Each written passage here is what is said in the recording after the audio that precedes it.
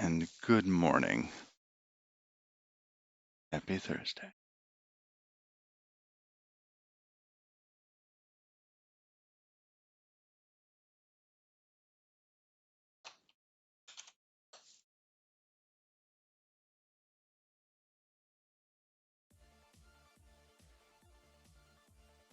Hmm, very exciting music for Thursday.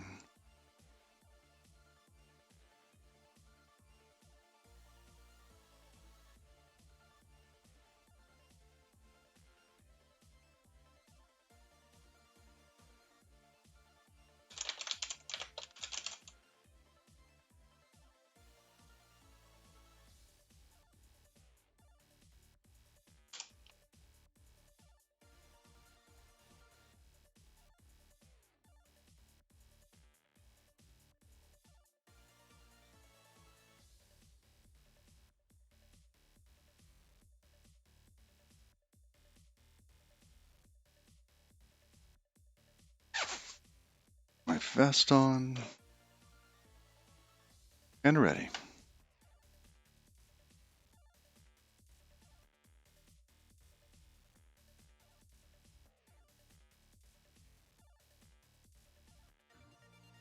And checking the browser. So I did post a question. Oh, you know what? I didn't get my phone set up. I did post a question to the Rust Discord. Tokyo's Warp Discord. And somebody just sent me to a benchmark of the different template engines. I'm going to try and use a new one off the list. Just get to see how they are.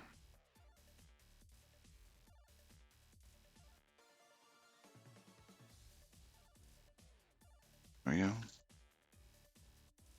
Good morning and happy Thursday.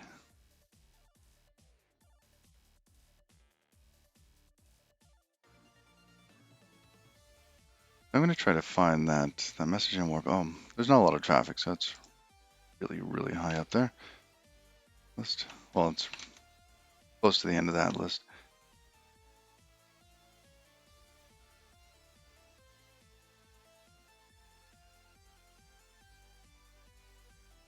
All right. Got that. Going to the browser. All right. Hopefully I already fixed that. I can see it. Good.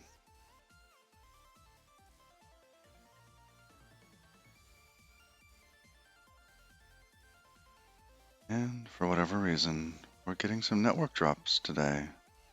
Actually, it's like 12%. I wonder why. Hope it's not going to be one of those days.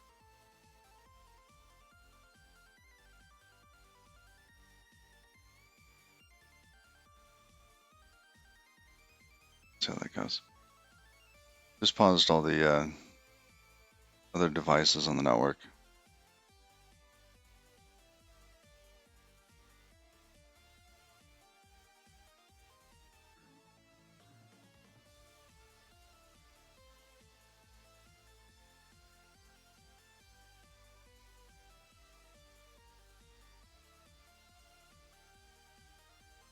Let's see, on the list, they have these results in here, and they are kind of neat. We have this little violin plot.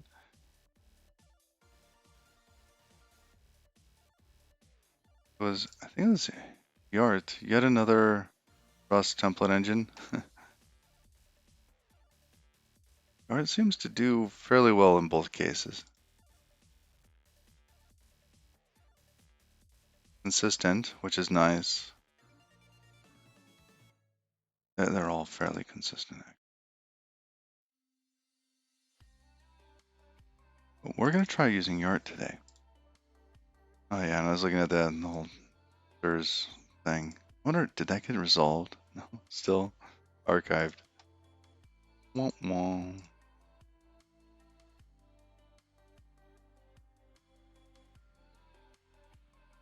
Look at Yart.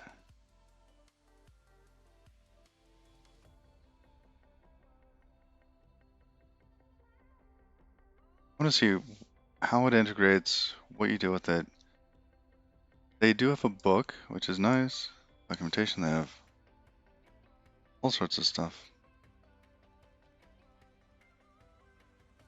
Look at the book.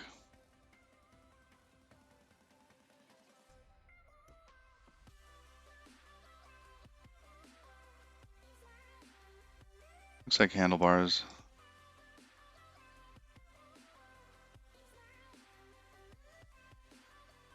Very similar to the Ascama templates in this sense. That you give it a structure that you want to render, and then you have elements that it actually replaces.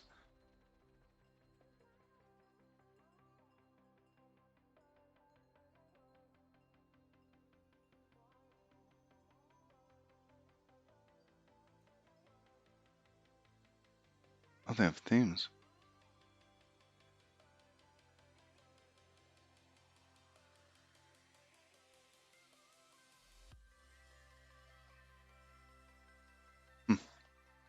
Well, let's get this into the code. First, we're going to look at what features.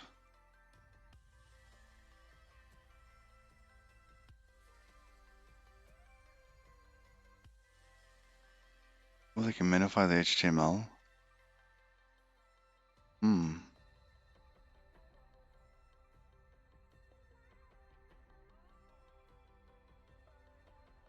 That's nice. Really nice.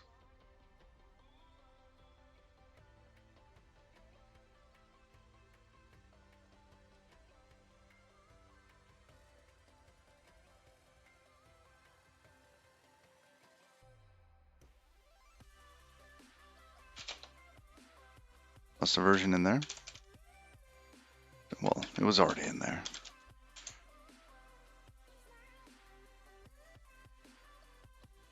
And this was HTML min. I think I want to try that just because I'm going to be sending this to the client. I'm hoping that I don't have to do much escaping to be able to get it into the server sent events. Did I?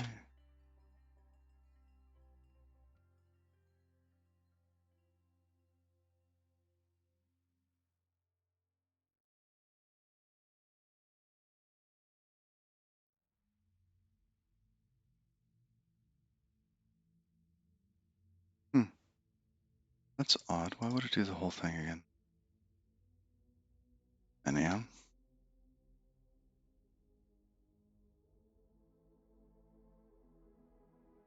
Rust code. What is this one? Ooh. You can actually put Rust code in there? Oh, I love it.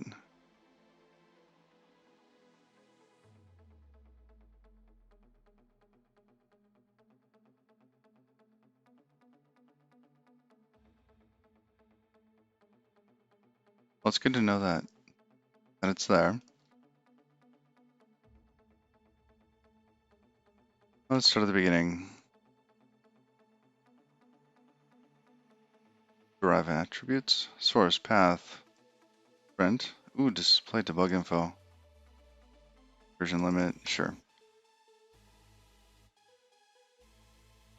That's actually very, very helpful when you're trying to debug why a template isn't compiling. Very helpful. Use that a lot on the Ascama stuff.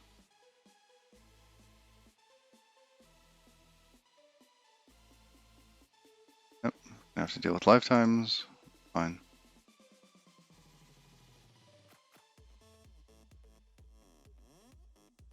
Template is an object or template, okay. It can be rendered using the self.call.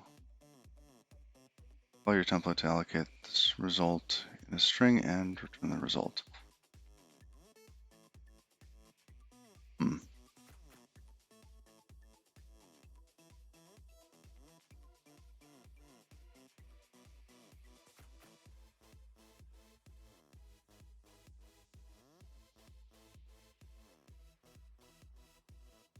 What are partials? How's everyone doing today?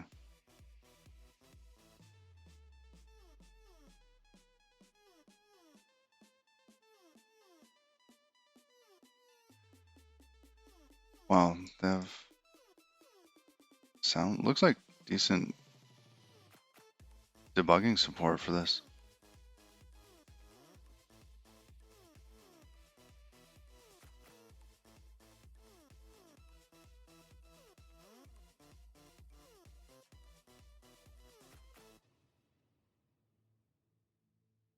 User can call alias in a partial instance with this.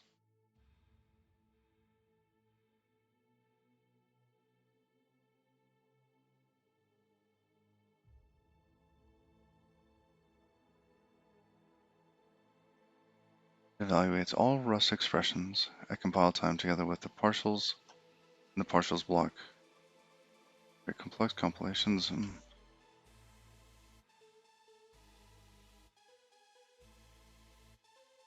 the methods that can be used are listed in the documentation for veval.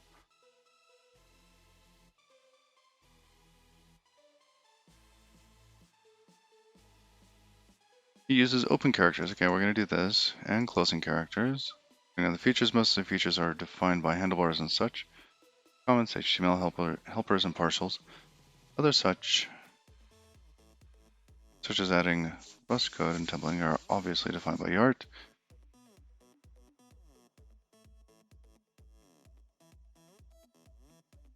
Each of these features have a symbol associated to it. Okay.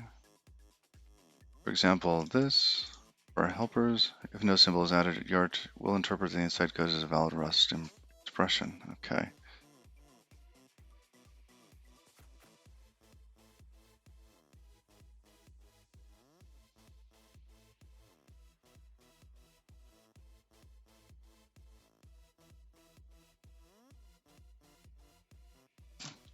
Here's main. Here's main.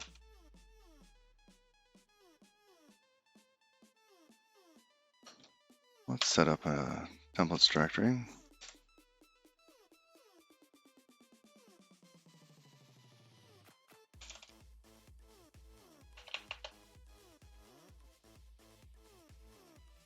Let's not do hello.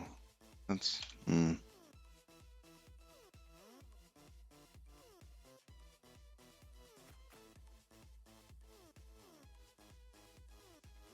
do status.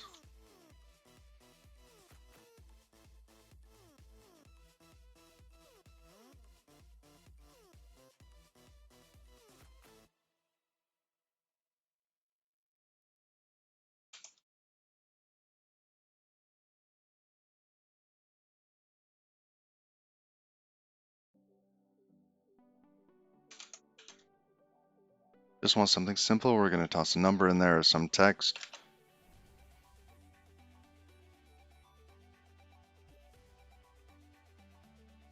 You are blah.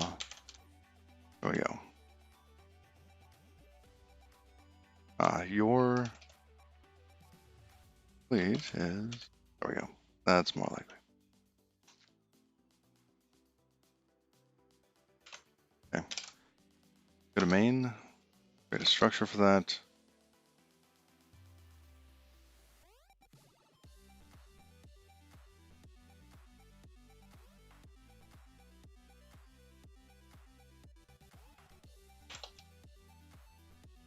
I want the A on that.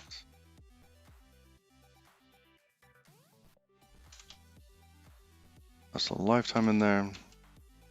A comma. Okay.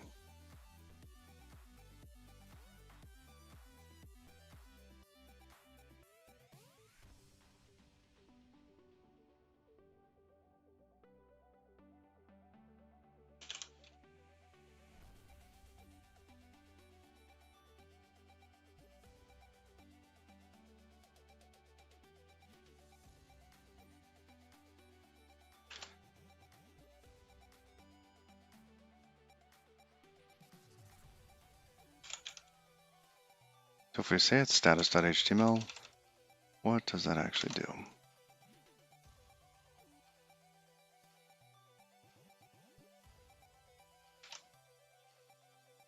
It's main.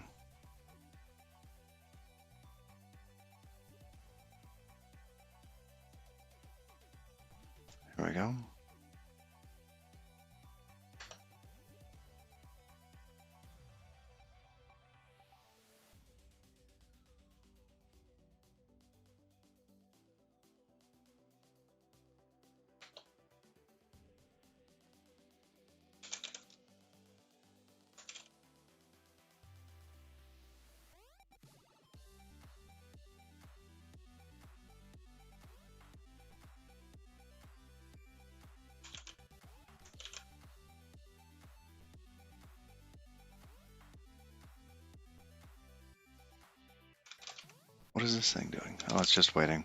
It's fine. I think we need an unwrap on that. I'm not sure. Or an expect or something else.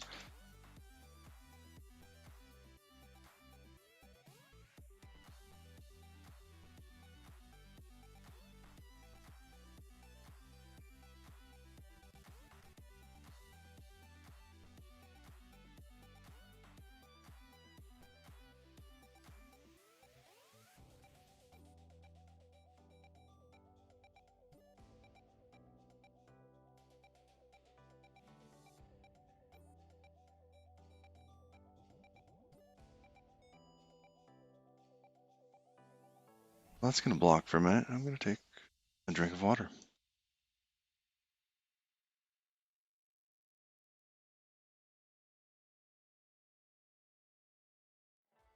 Got a bunch of new people this past couple days. Let's see.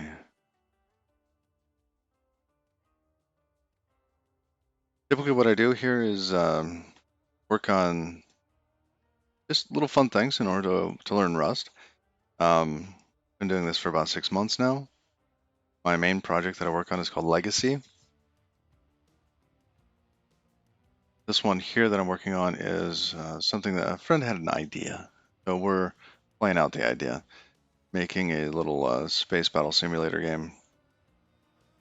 I wanted to try out some new to me web technology. It's 5 years old, server-sent events, and I wanted to do it or use it in a way that would be very much like the Phoenix Live views from Phoenix Framework. I think that would be awesome. So in this case here, the status event, this instead of being a text content, will be something else.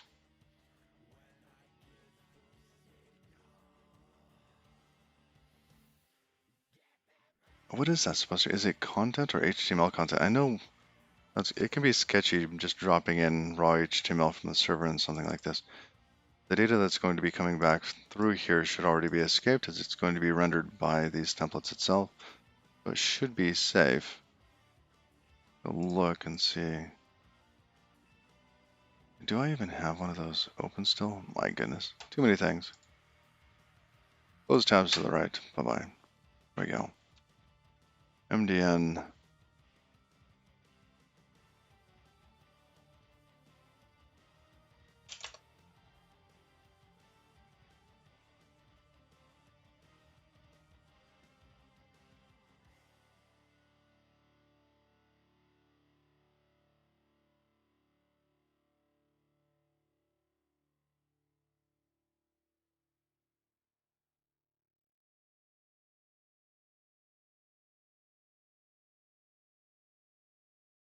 X content.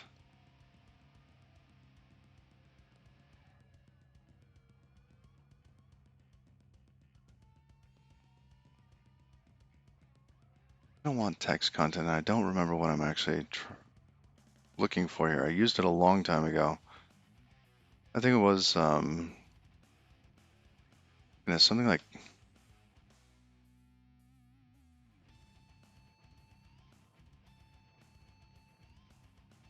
I don't know, inner something. I don't remember. All right, let's get this compiling. We'll figure that out. Let's take it at sweet time. Let's go ahead and figure that out while we do this. Just load up something in here. Sure. Play with this page. And what do we have on this page? We've got... Oh, here we go.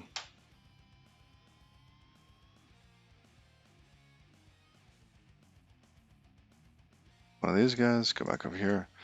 Document.get element by ID. Search bar. Great.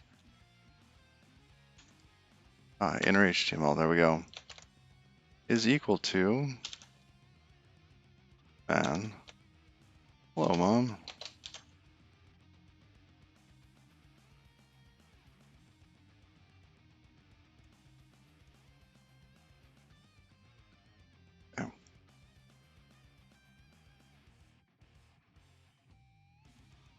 Okay, so that does exist. It does work.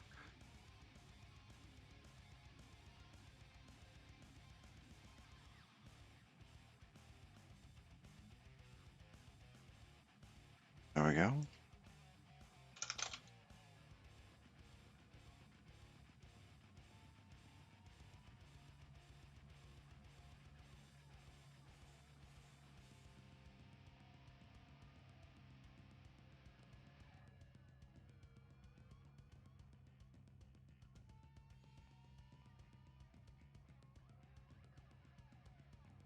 Fascinating. No such file or directory. Oh, why would that fail?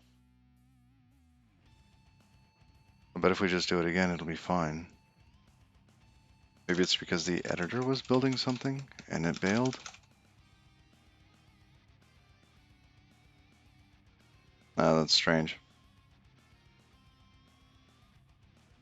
I also find it strange that it decided to rebuild everything today. I don't think I updated anything. Well, I did add Yart, and Yart probably has some sort of requirements on other elements. Log, maybe. I think it would have requirements on anything except for maybe log. But if it did change log, then, well, all of those get recompiled.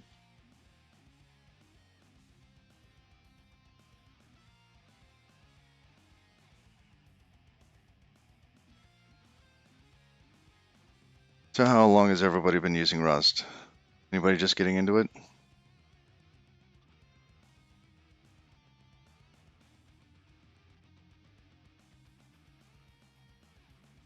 Let's see.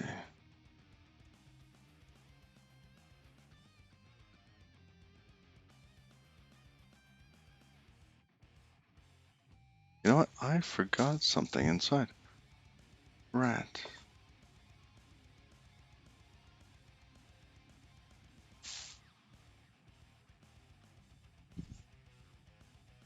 I think I left my chapstick inside, actually.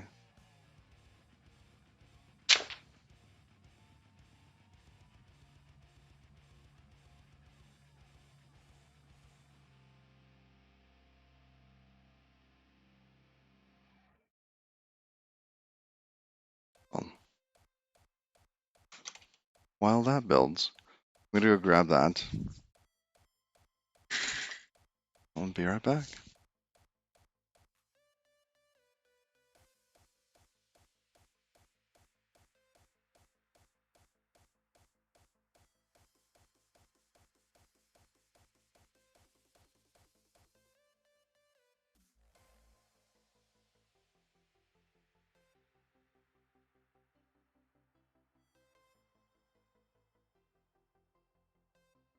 Nope, turns out it was in my pocket. Alright, yeah, I made it to the door. There we go. Thing's taking its sweet time.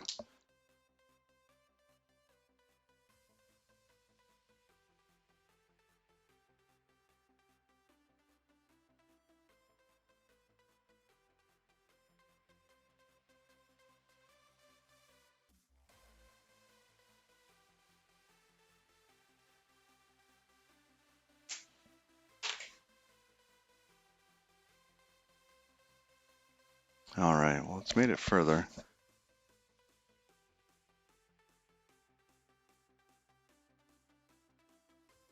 So we're going to be getting these pieces of data, passing them through, hopefully just dropping them in there, not doing any sort of like React updates or anything like that. The server already rendered the HTML.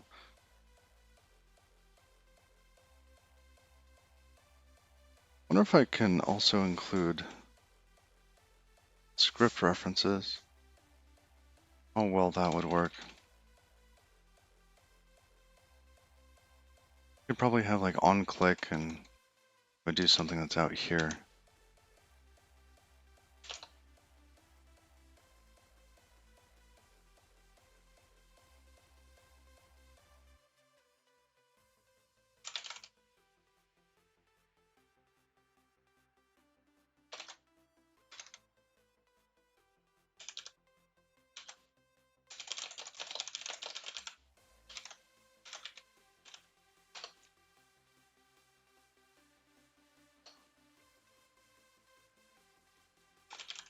I'm doing this like React. Click equals.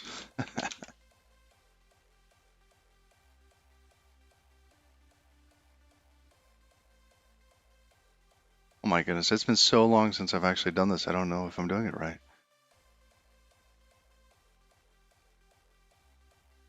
React has ruined me. Let's try it out here.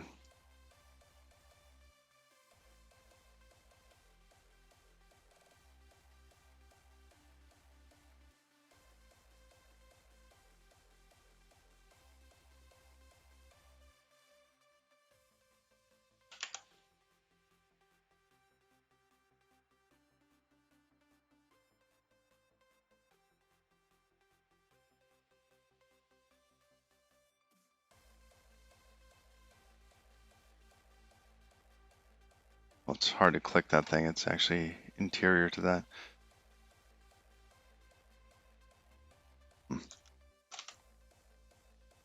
Oh, it actually made it. Can I find macro template in the scope? Lovely. Perfect. That's going to be Yart template, most likely.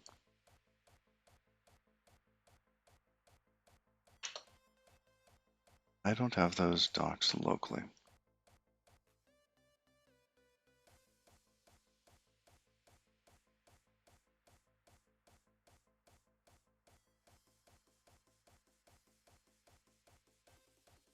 Work in progress. Template WASM server. Ooh. All right. Well, it looks like it's just our template.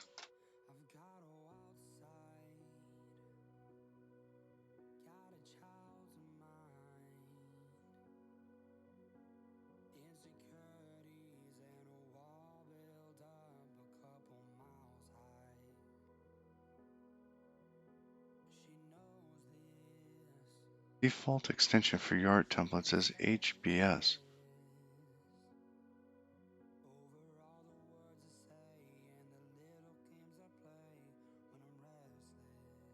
Okay.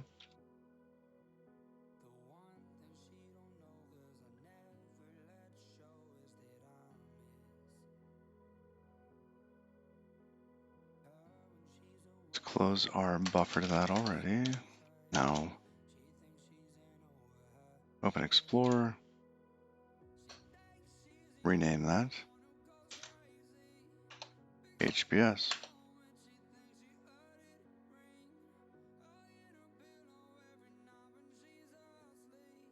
Come back to main.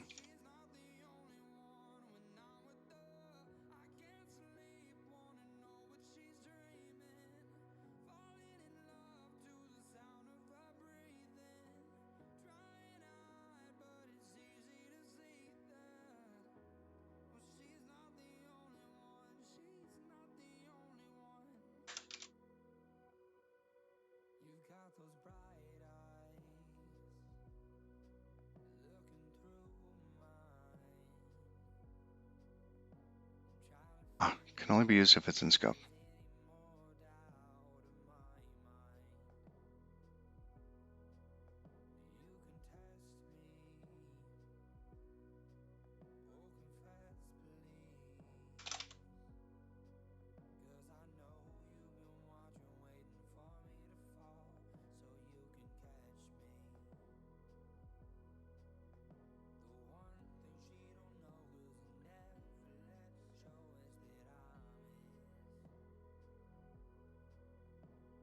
I think this is fine here. Basically, this message is telling us that our types are different. Counter and status call and wrap. This is going to be some sort of string, and this is a number. Technically, I don't want the string, or I don't want the number. We're just going to be passing the templates to the client always. Doesn't make sense to pass the numbers.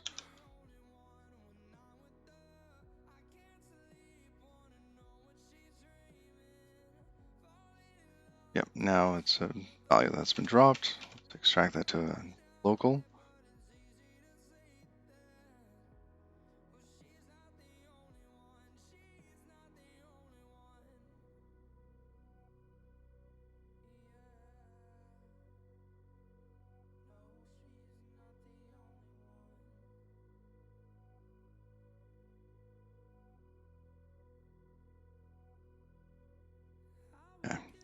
Those are basically the same thing. Oh, goody. I'll go run.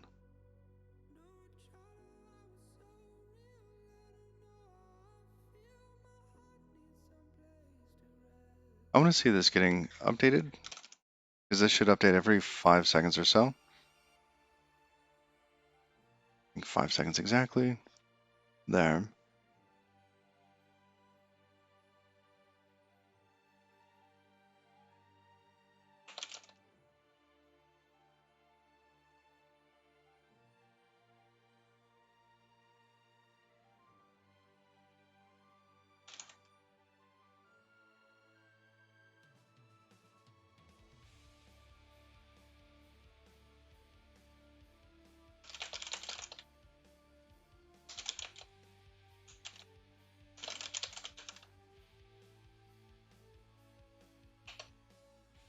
This is going to be our template.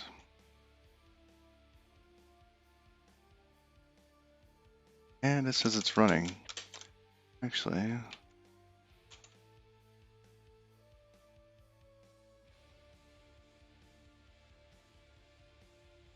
why does it have to compile again? Did I? Oh, I added comments. Okay, there we go. A little bit more logging now. Go to the browser.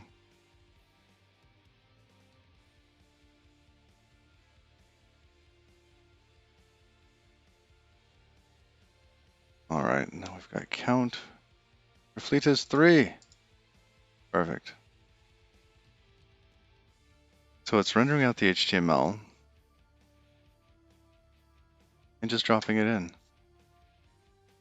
For target, that just keeps updating. Oh, that's nice.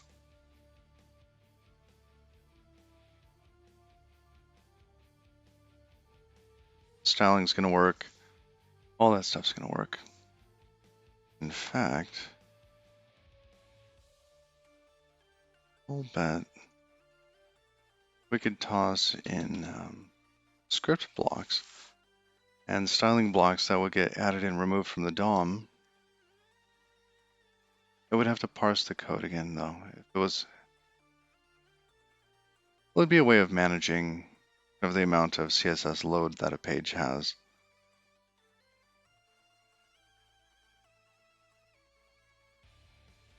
All right, let's get this on status click to work. I don't think it's actually working.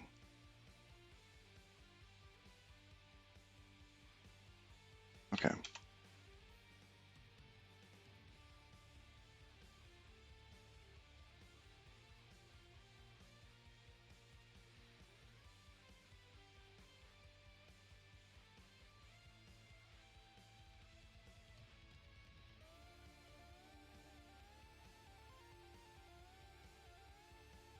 It's on click. That's what it is.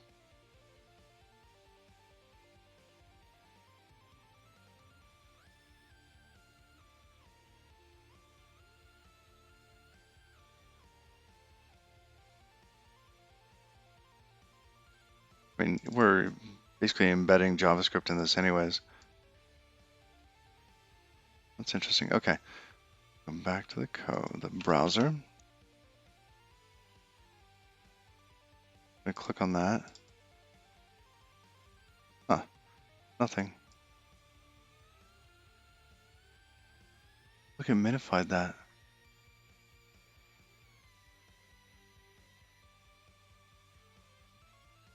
Why would it do that? Anyhow, this element here on status click, well, that didn't get updated.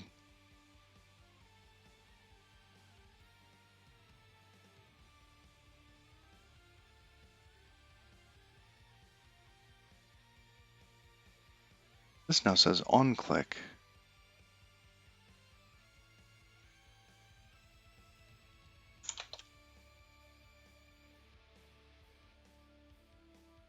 Oh, it's not detecting this as a change? Or does it just do it that quickly?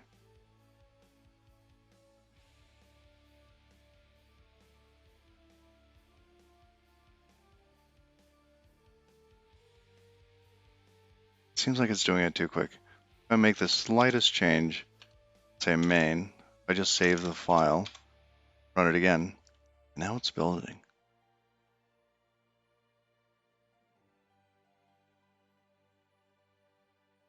Okay, reload. There we go. And now if we click on that, we're getting events. Clear that on the right, click it again, good. So that is showing up. You can tie elements like that, good. Oh, and there's an itty bitty little number over there on the right in blue. Whenever I click on that, that increments. Nice.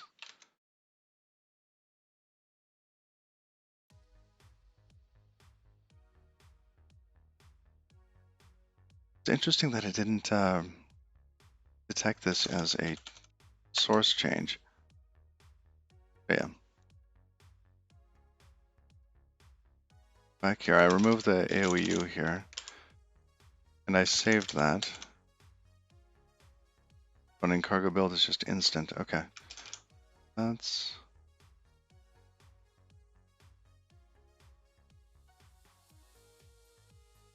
I think there's a way for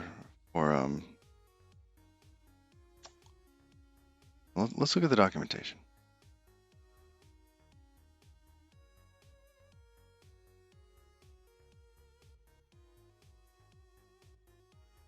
Those are fine. Here's a little Hello World template, yada yada. Well, you can have comments. Okay, that's nice. Wait, what's this say? Comments will appear in the debug output. In release, comments are removed and stream is optimized. Great.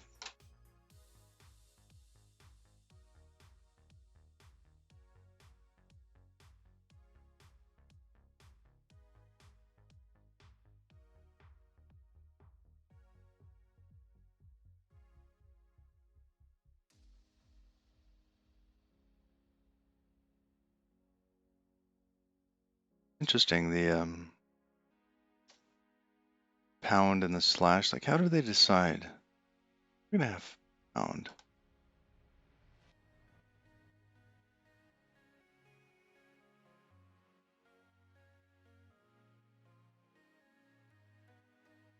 It looks like the slash ends it.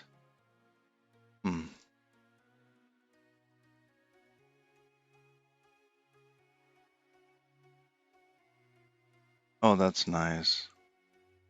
Have something for the first one.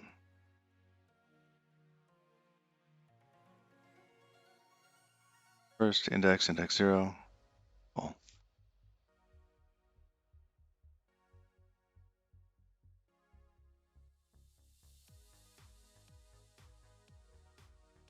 With author. Oh, that's like a...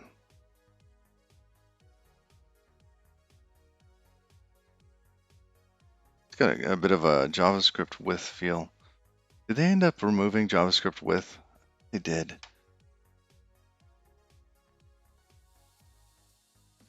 Or it got deprecated or something.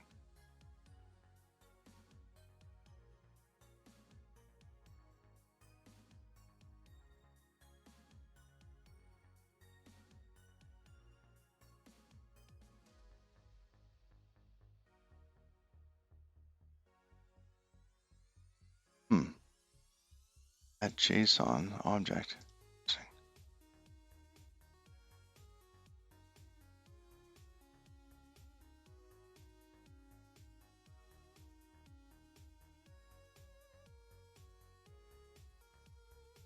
All right. Let's try to do something a little bit more interesting with this. Because right now our whole fleet simulation thing has just been a test on technology.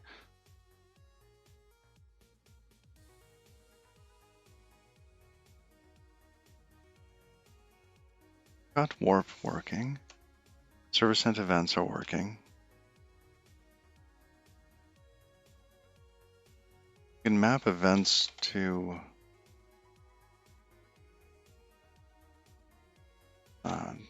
basically content.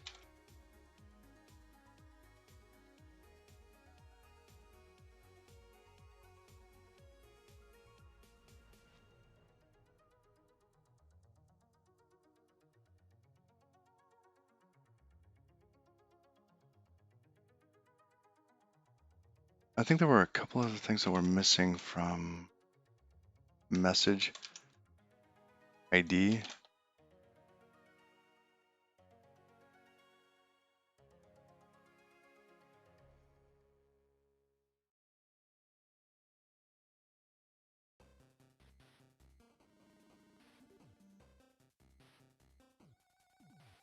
What was the fifth one?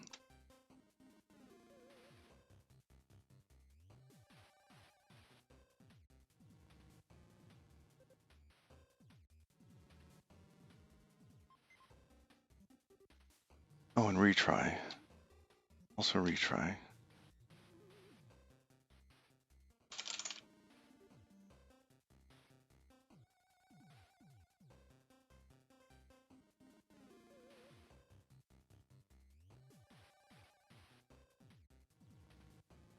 And this is from, if I come in here and go to Teradata, no, warp.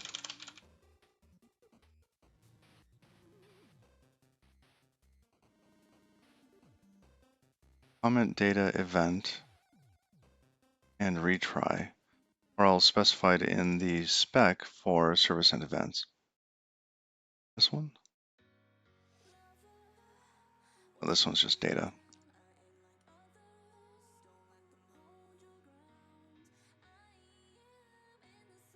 I am interested to see, what if we put in a much larger block of text there?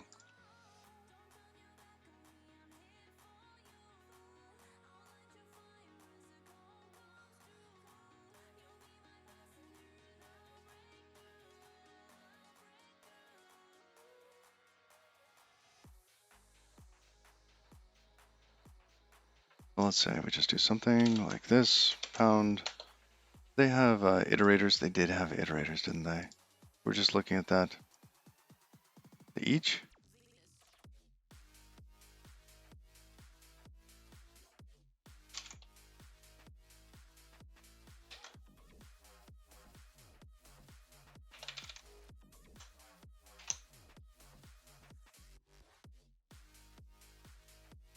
Why do we have to use tildes here? Tilde slash each. Strange.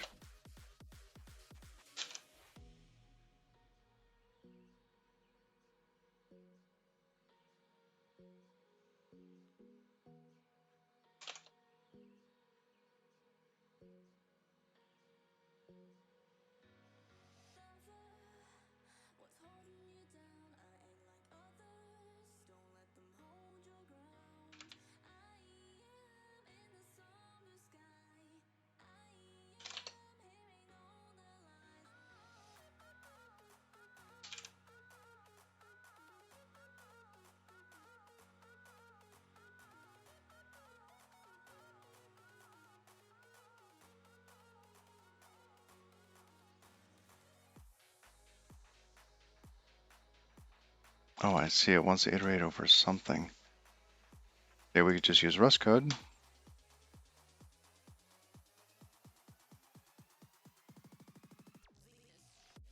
The Rust code, they say.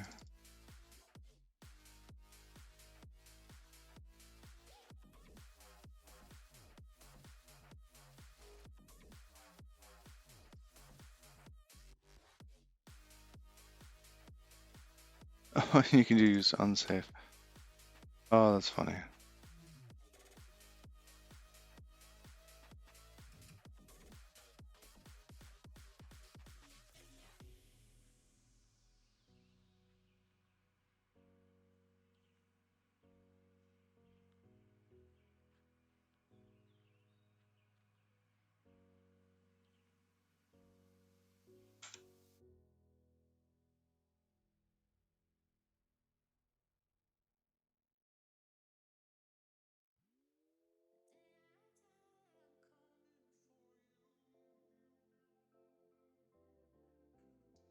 I would like to use each.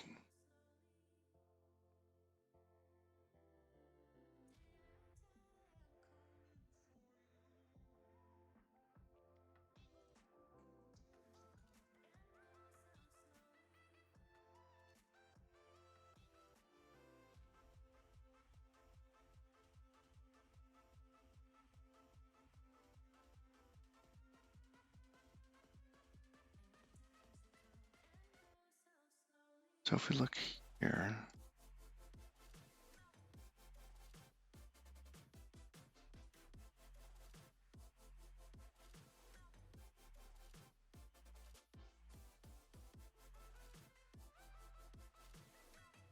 all right, I want to figure out what the tilde means in front of these. Is this actually Rust code? Is that something else?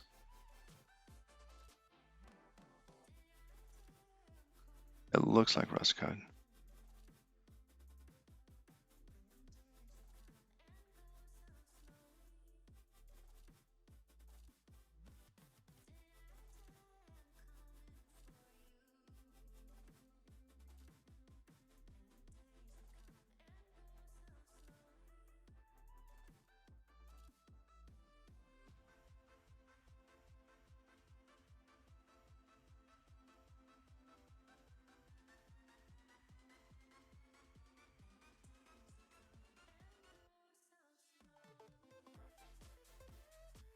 Give me a moment.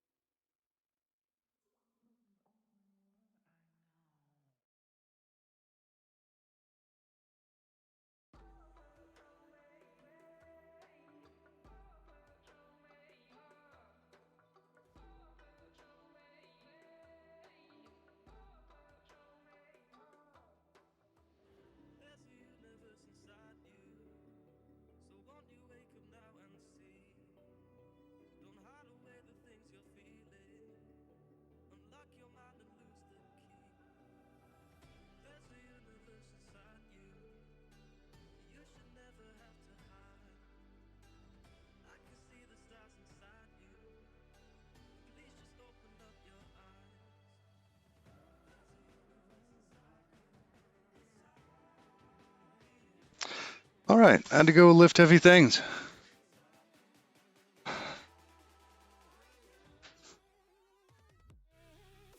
Oh, what do you mean you asked? What? Hey, sorry, I had to go lift one of the kids left the animal feed on top of the bins. My wife can't lift that stuff. I had to go lift those elements. But yeah, this looks a lot like Jinja. It's very similar to handlebars.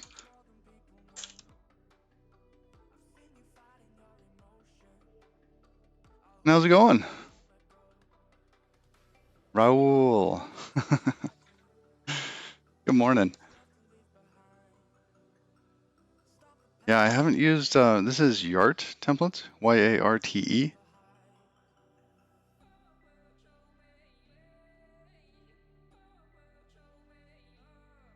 What's up, Cat Peasant?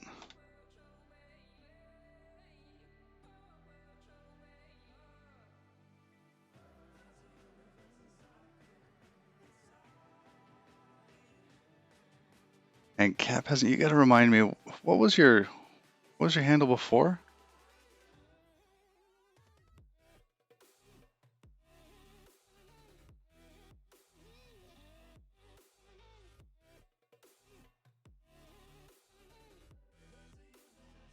Nomad. Oh my goodness, thank you.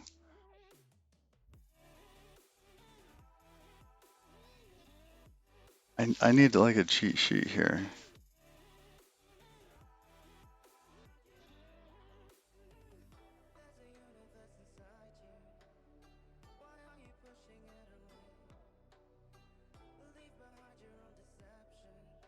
Yeah, we're trying to use Yart. Yart's it's been kind of neat so far. Here's the documentation. What I want to know is how do I just iterate? I want to loop something 10 times.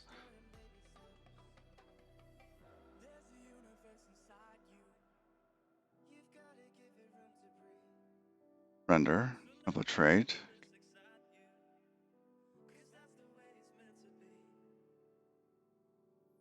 Oh, they have a recompile when changed.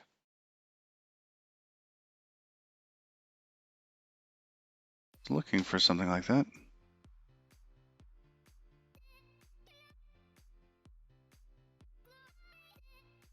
Is this Saturday SD?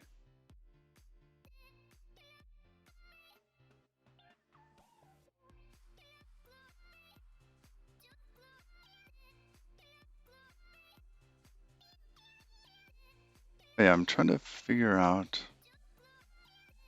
Let statements can only be used within 2 blocks, not 3. And tries to imitate let statements. Okay.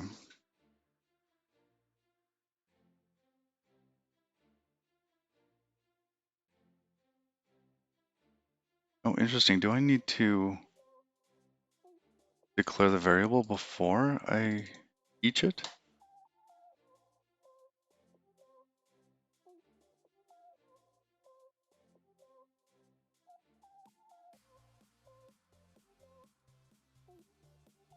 Oh, and I did forget the tilde at the end of that. Did I?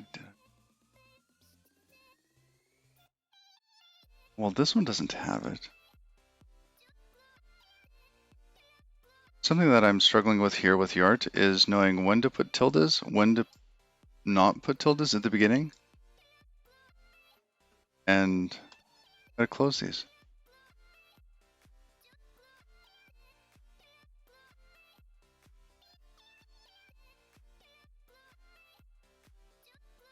Yeah, so templating, they just very straightforward. Uses opening and closing brackets, fine. Maybe I should look at handlebars.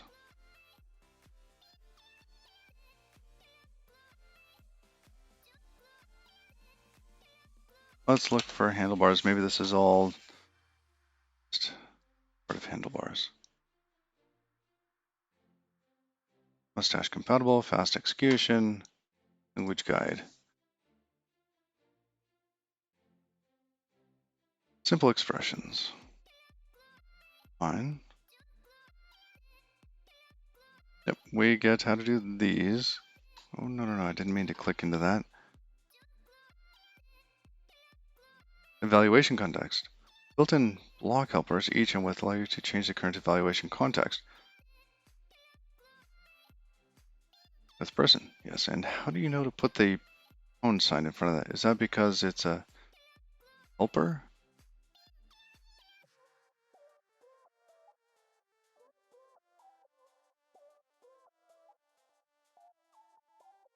Templating comments. I'm going to skip that for now. Block helpers.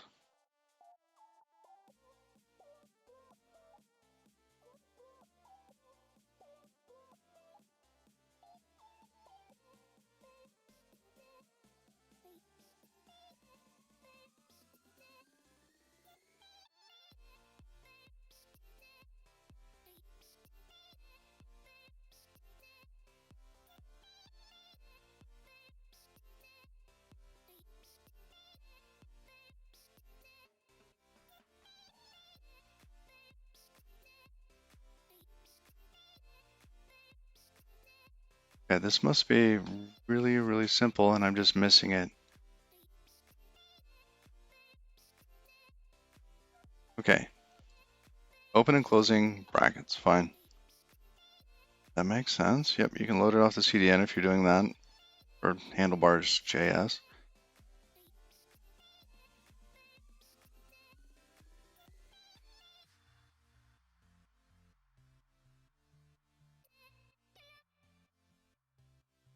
Learn more expressions. Maybe we should do that. Evaluation context.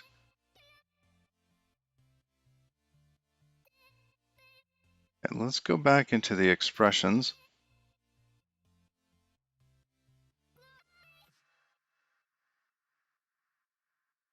Changing the context. Some helpers like with and each. Was that actual that's the helper? It's the pound? Okay.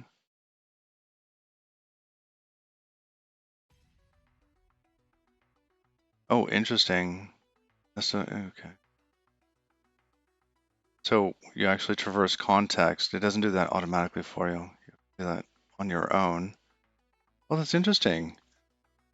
I have not seen that in the language of scope jumping. Literal segments. Identifiers may be any Unicode character except for the following.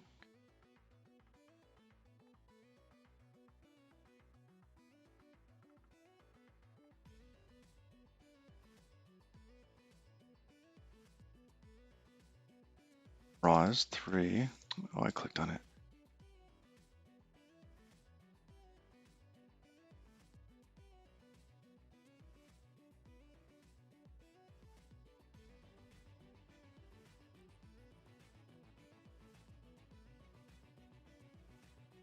Helpers with hash arguments. Okay. Yada yada. Sub-expressions, white space control. Oh, here they have some of this. Oh, template white space may be omitted from either side of the mustache statement by adding a tilde. Oh, that's what it is. White space control. Okay.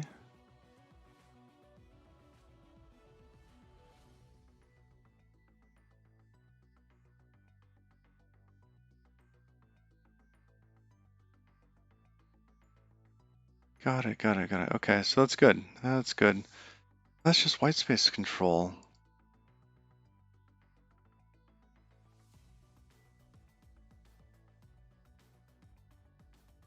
How do we define variables again in here?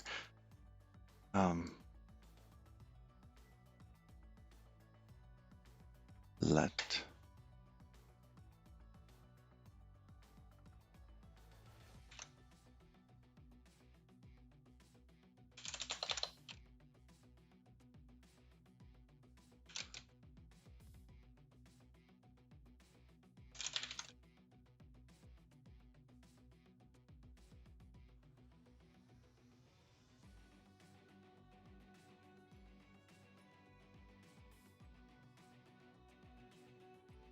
Which also means that each needs to be that. I thought it was some other token, but that's actually the, cannot have the space there.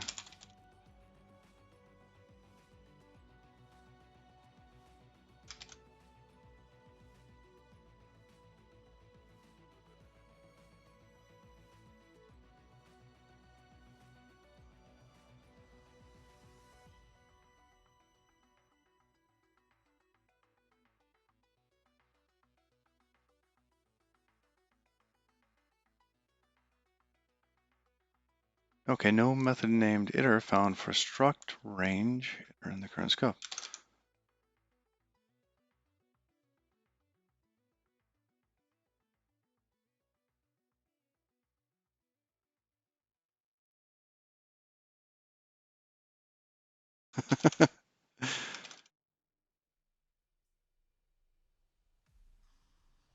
Help message, error. Oh, I love it. That's so funny.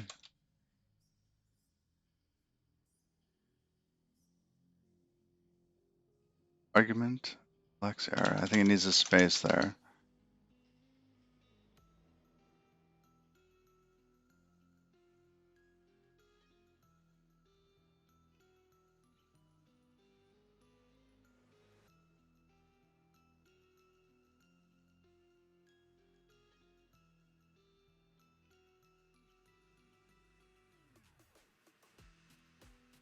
Problem parsing template source. Okay.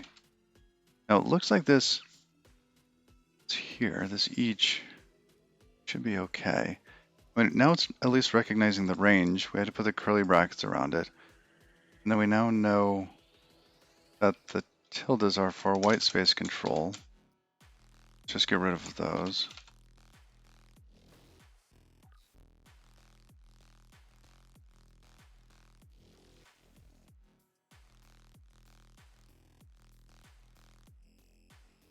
All right, now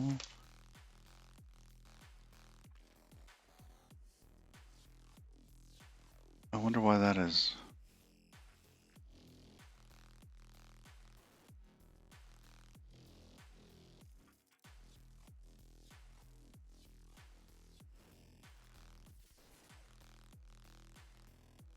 This looks so close to their examples.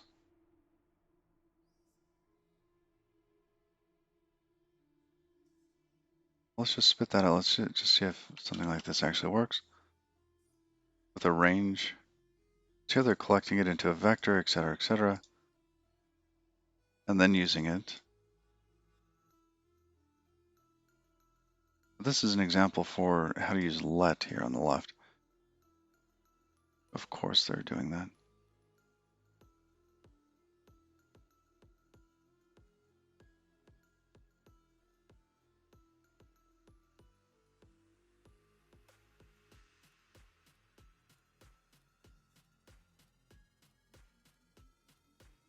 Something about the each it doesn't like.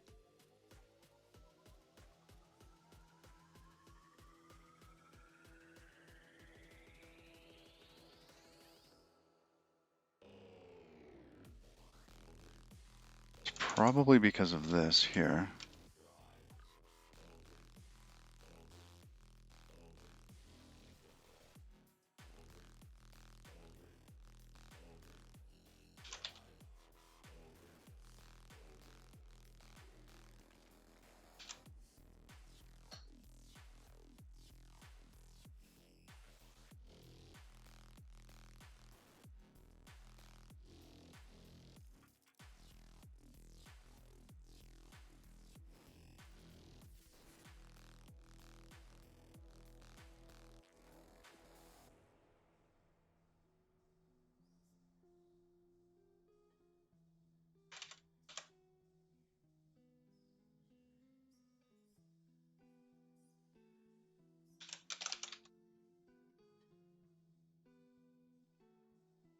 Okay, good.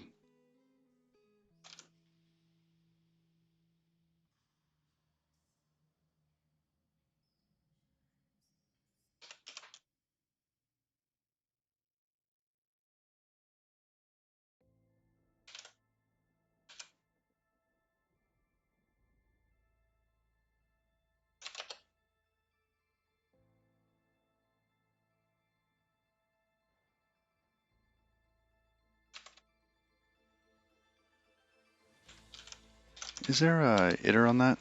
I don't remember a range.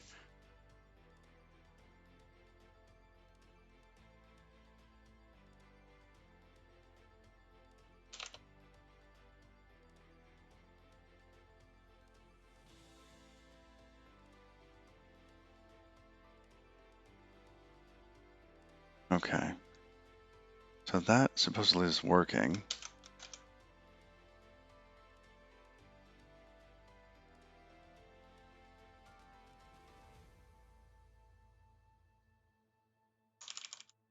Back out of that.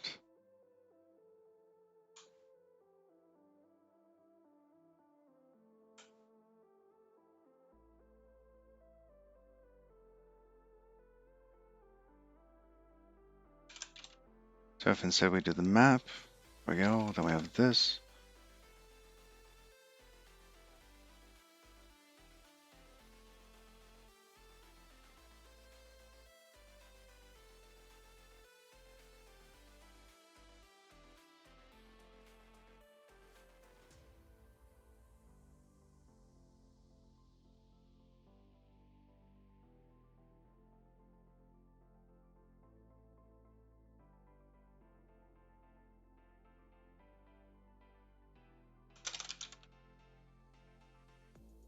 expected argument.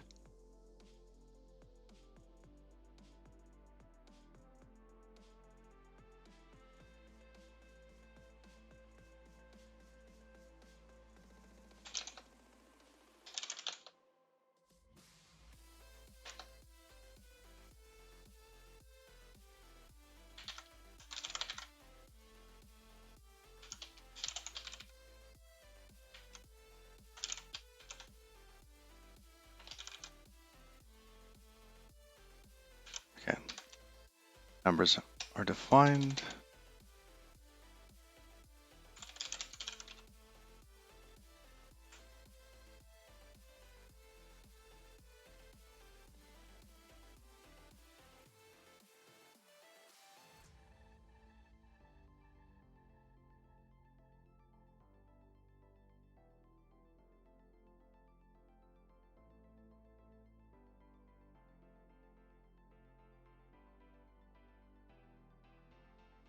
Just looking for subtle differences.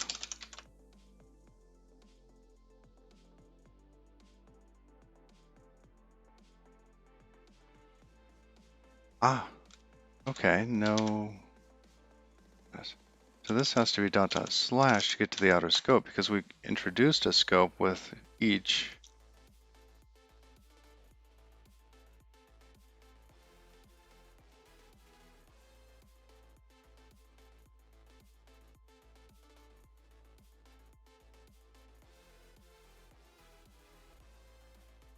We might want to do super.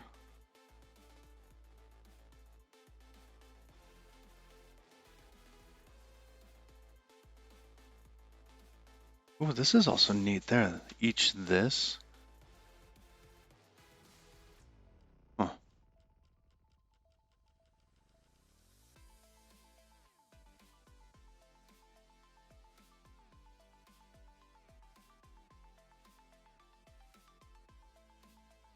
All right, and where is, so white space control, the last section is where I didn't see the tilde stuff.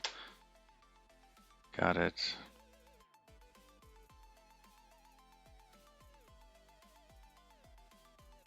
What about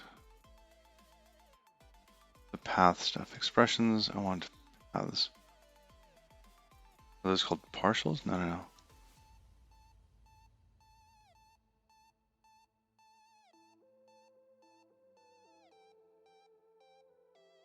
Oh, that's what these are, partials.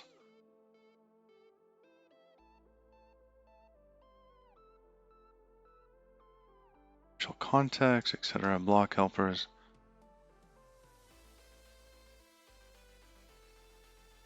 If, unless each with lookup and log. Okay. What about context? Evaluation context.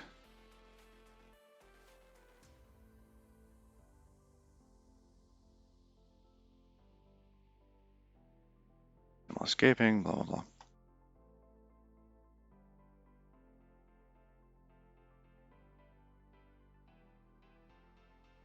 thought they had something about context in here.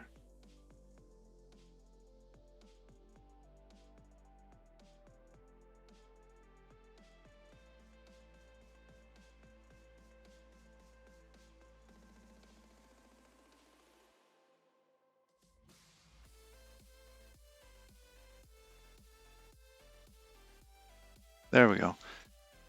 Partial is a tool that Yort provides for template composition and is a one-line expression of type that.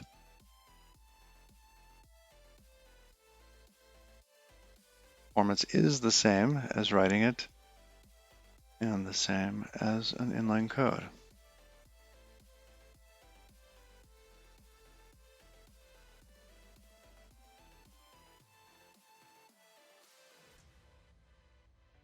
Oh, I see. So you can inline other elements. Expression scope. I see. So if you wanted to render like some sort of ship status or whatever, you could do that in some larger template. That's nice. You can give it the scope that it needs. Okay.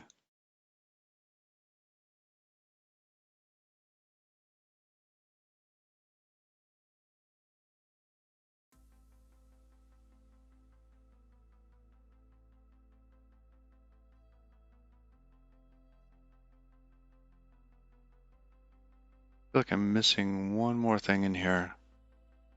Is how to reach out of the context. I glossed over that.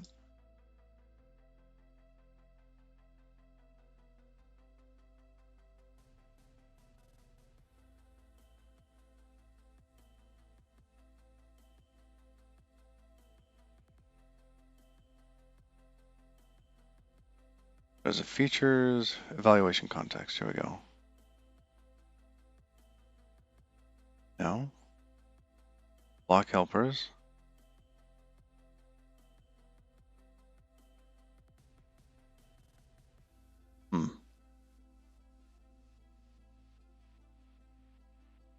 Changing the context.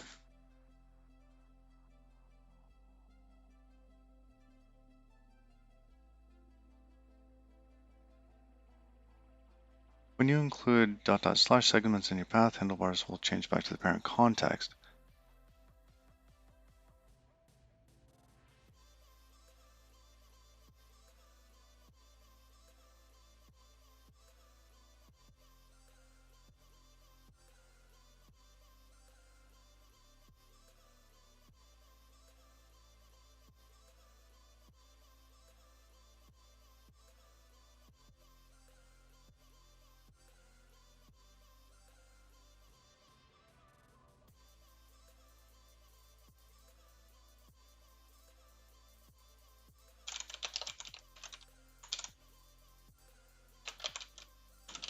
And then I have to respond to a work friend. It could be either, but I'm guessing product would. It's ways.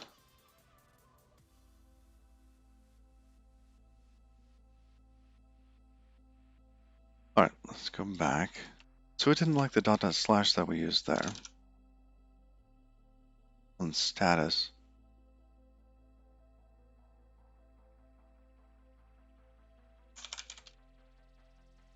One colon or two colons for super?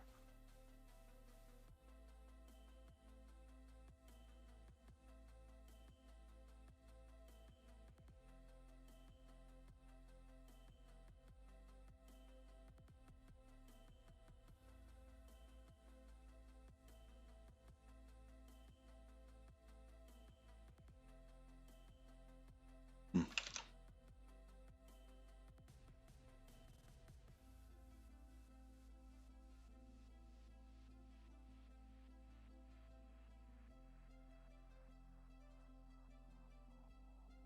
Yeah, this is a weird test. Because if you were breaking this down correctly, it wouldn't look like that. Let's just make it work and get our test done. It looks like it's 2 colons. Documentation.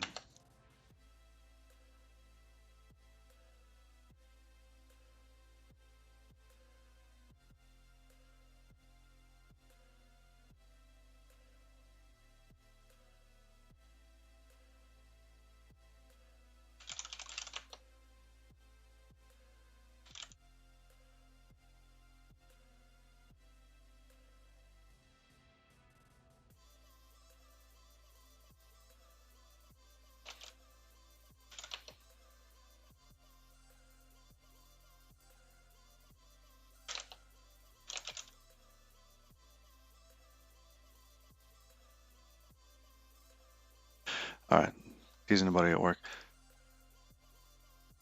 Is a Ruby programmer.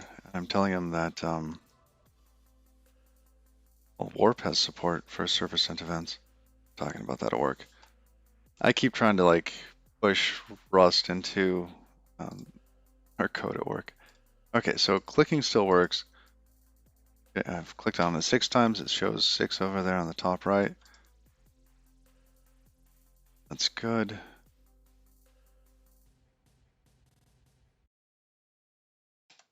Yeah, good. That's the best response we want. He says, okay, worst case, we rewrite everything in Rust.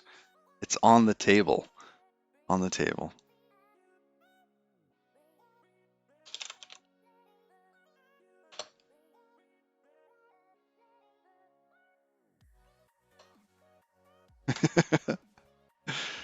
And then he says, or is that the best case? Okay, it's on the table. That's all I want. All right, so one thing that I didn't see here was with these updates, and you know what, Chrome actually has a much better out like a view of this. It's actually looking like their WebSocket view where you can see each frame as it comes in. With this, I'm going to have to actually use Wireshark. Actually, Wireshark's not set up. I'm going to go back to the browser.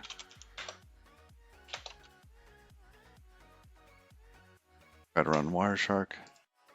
And I opened wireless diagnostics. That's great.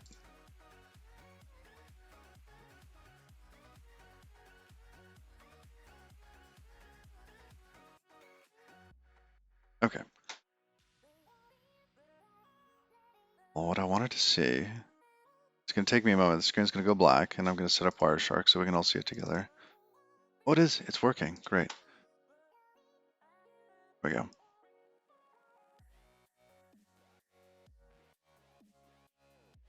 So I'm looking for some of this data. Good. It's all coming in the same packet. But what I wanted to see, the other thing I wanted to see is whether or not it was on the same line or if there are other datas in here. It looks like it's all in the same line. So here we have a data.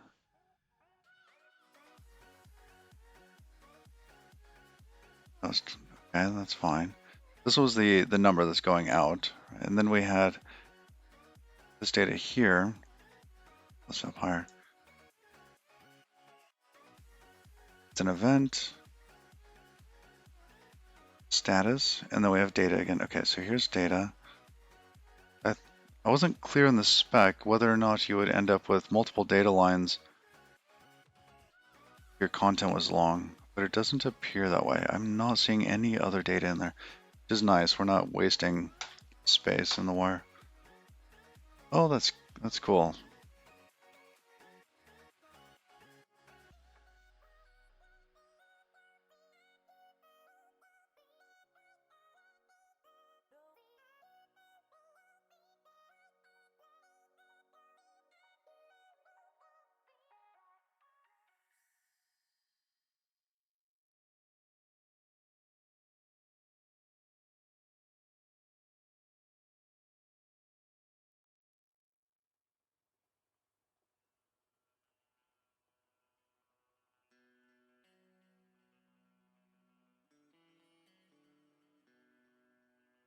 That's good. Okay, so we'll come back to the browser. That's nice. So we're getting that, all of those elements there. We can serialize something out that's got a little bit more meat to it, a lot more content in it. Send that over, and it keeps replacing content here. You can see that our fleet is 59, our fleet is 59, etc. And I wonder what that looks like.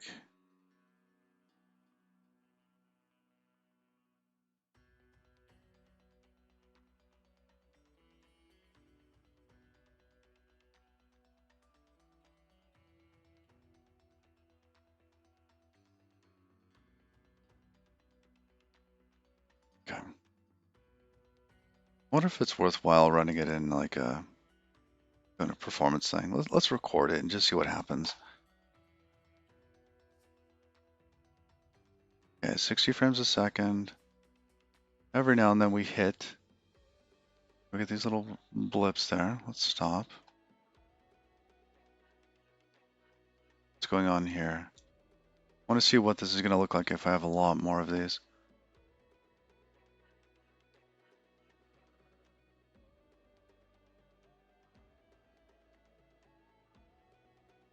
We get some sort of DOM event, recalculate style, apply style, etc.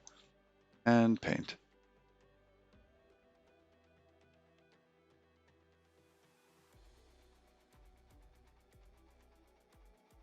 That should be every 5 seconds. Okay, this isn't bad at all.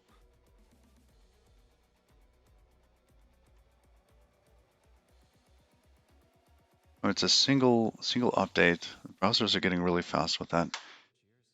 And it's a tiny amount of JavaScript being run on the client.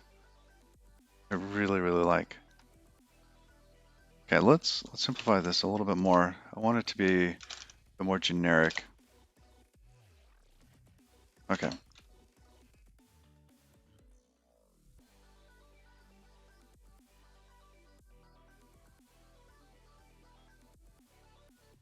I want to be able to update sections in the main HTML page. Okay. Because right now we have some silly things like status and count, but I'd like to be able to replace pieces there.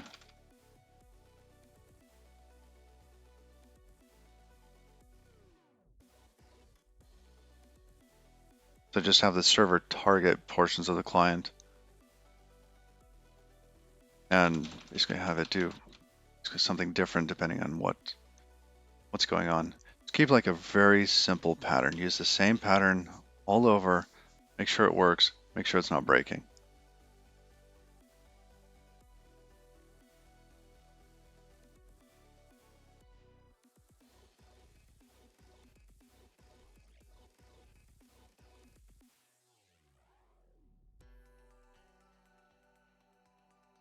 If I did that, I wouldn't be able to use this add event listener. I'd have to use the event source on event on, I think it's on event source.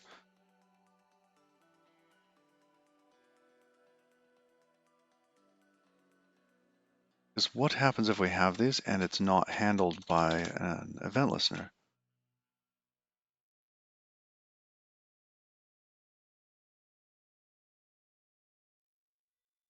It's either that or we have part of the payload describe what we want to target.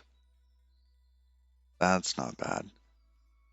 I don't want to deserialize stuff. I'd rather just take the first chunk off of a string.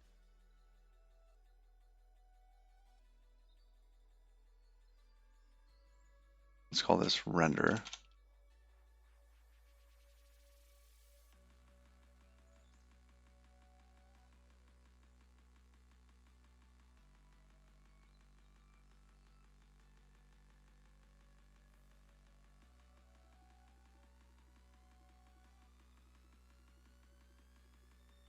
Okay, no more of those.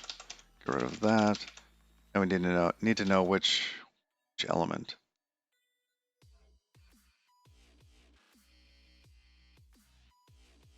Const.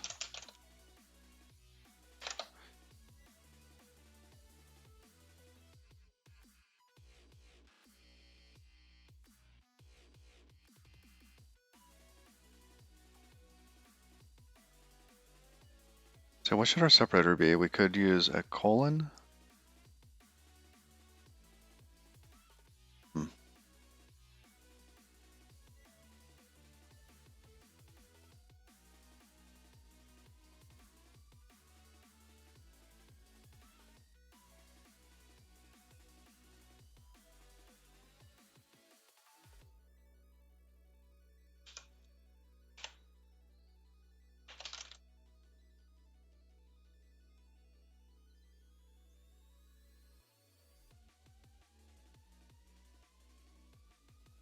Actually, is it index of?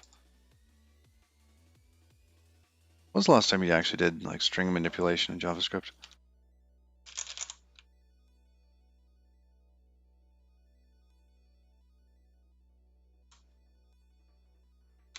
It is index of.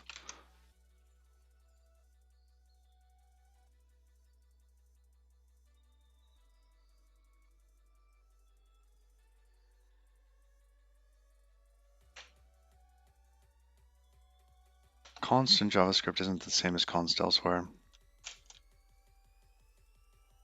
Like, yes, we know that this is, I'm declaring this as const, even an equal sign.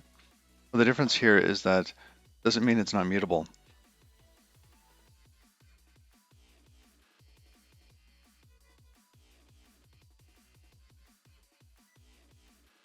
It just means you can't assign something else to it.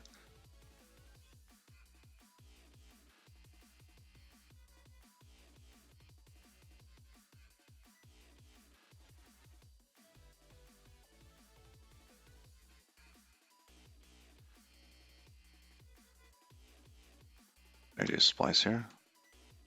Oh, I see. A splice is for an array, isn't it?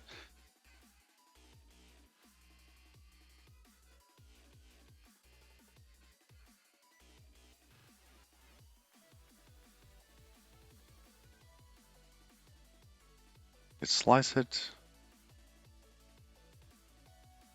Split it. Yeah, of course there's split. I actually didn't want to use split because I know there's only going to be one.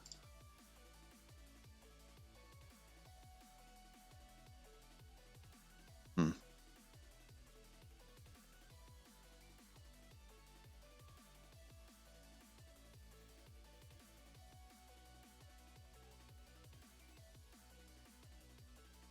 Can we give split, how many times to split?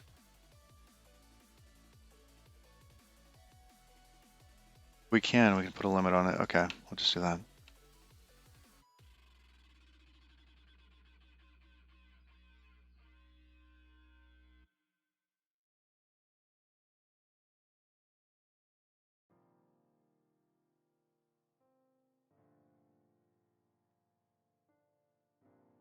Can you use destructuring in like all quote unquote modern browsers?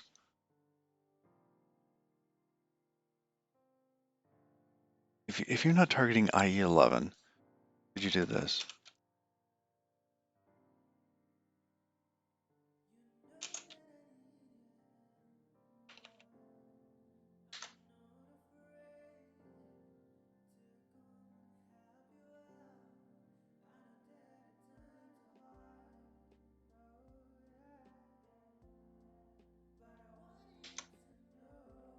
Guess that depends.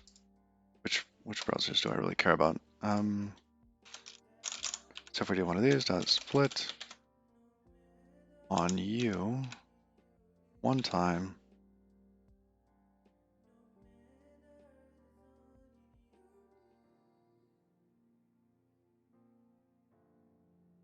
Oh, interesting. That doesn't actually return the remainder. I thought it would return the tail.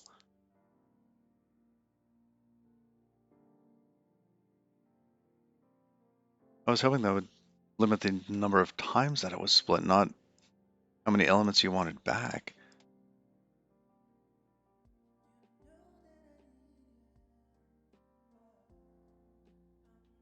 That doesn't seem like what I want.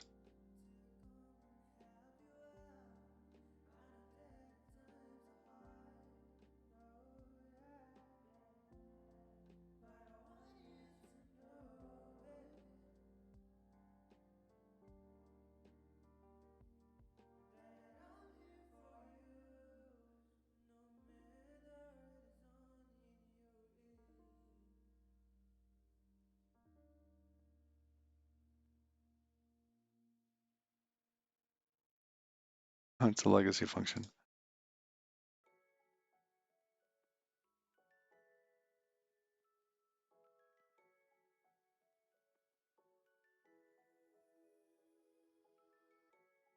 Fine. We'll just split it with substar.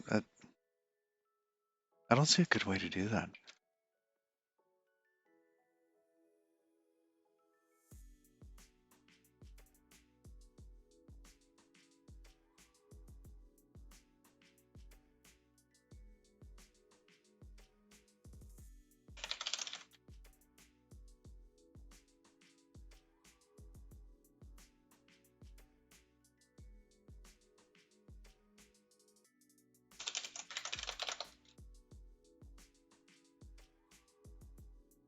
The substring. Oh, substring.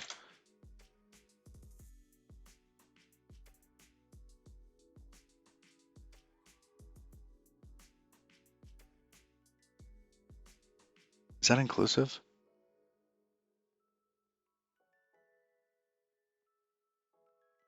Yes, it is exclusive.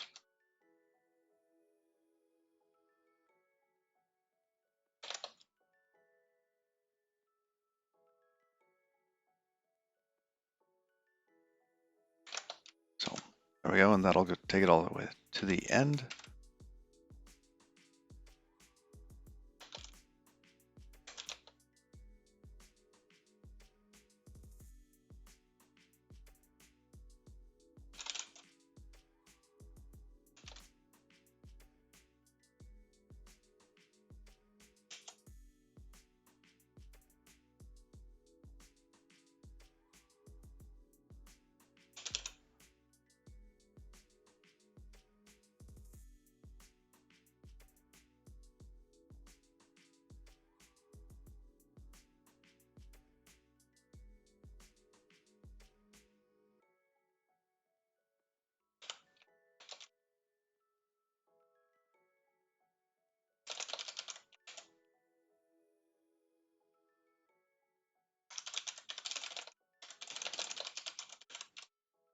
I'm going to be sharing this code with actually a couple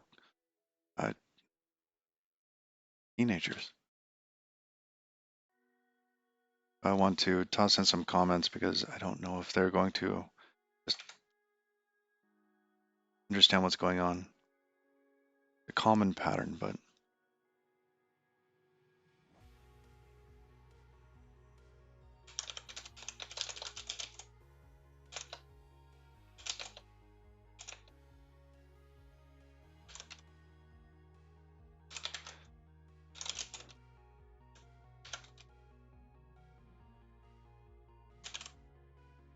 all right, now we have a render function.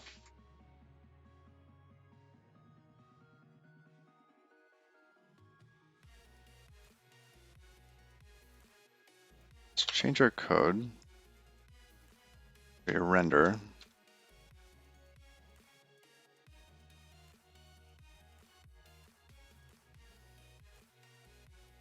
So what do I have in there to render to? Oh, we still have count and status, okay. The counter, let's just count and status.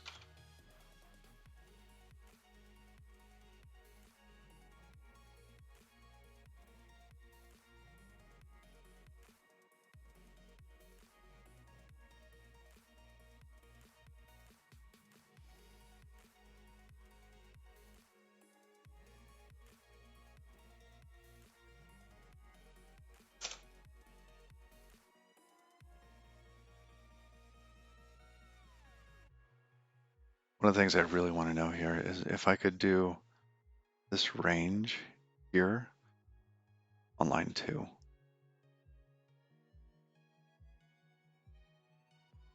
I need another template though. And I think this message,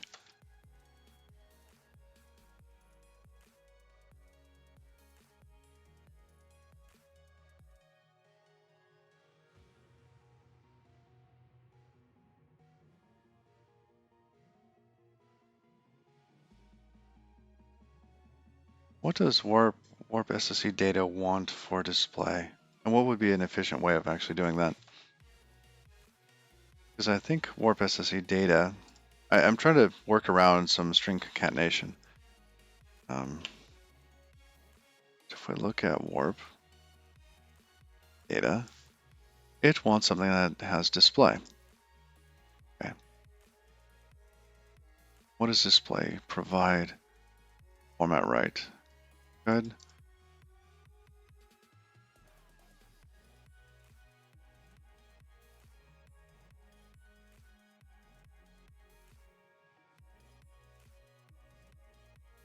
Let's create another type for the payload.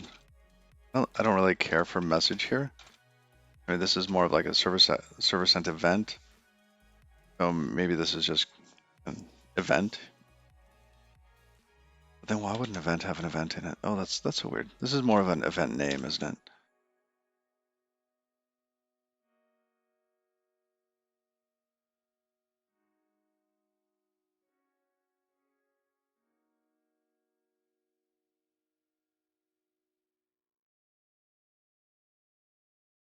And I left you in the browser. I apologize. Okay, I renamed message event message name. We're going to rename message to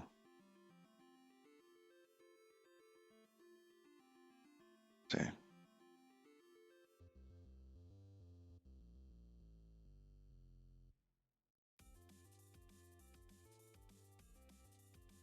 just be verbose.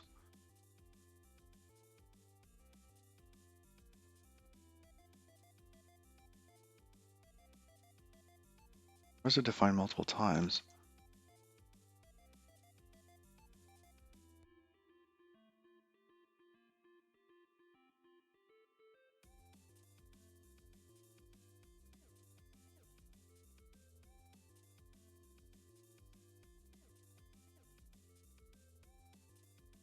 Wow, that rename didn't go well. Oh.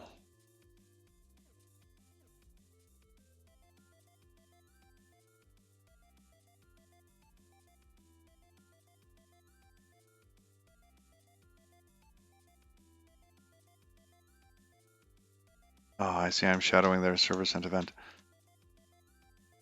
Let's call this.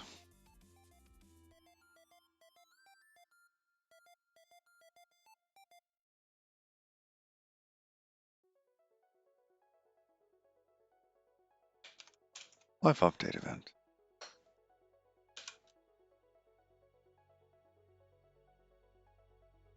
Okay.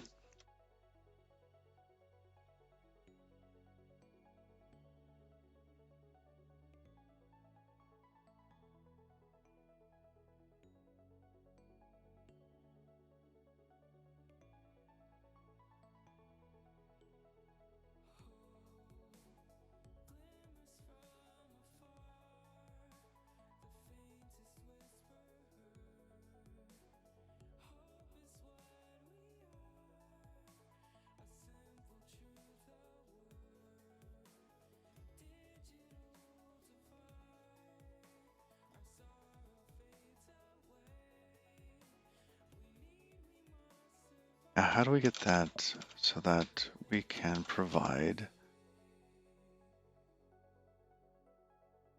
a target name? I'm going to want a specific field for that.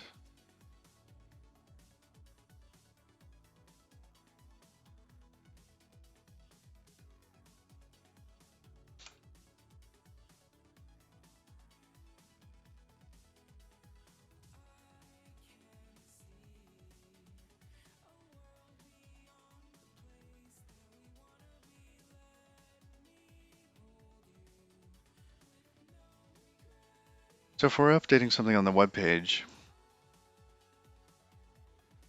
we call it element ID. We kind of have that crossover.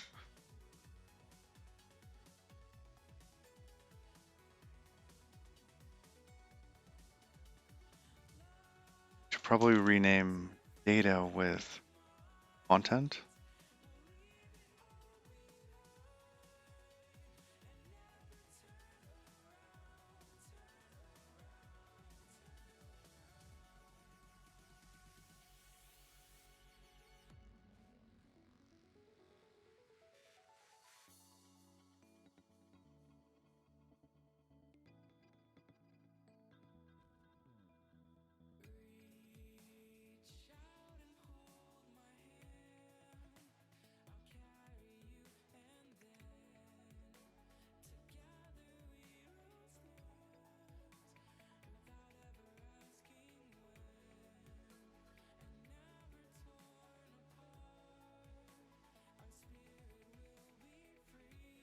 Add that lifetime.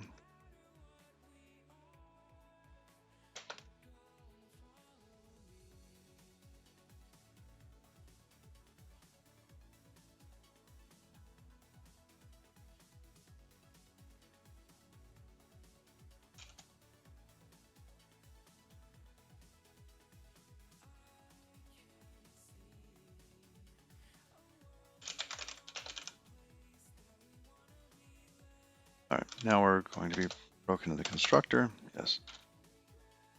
So the element ID that we want here is going to be, we called it count. And this one was status. Okay. One thing we're still missing though is as we go to send this out, data is incorrect. This element right here needs to be something else.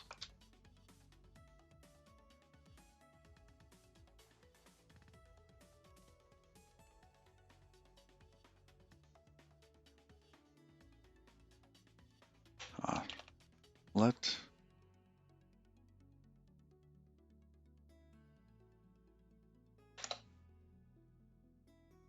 call it data. It's really the data at this point. That's going to be equal to some new thing.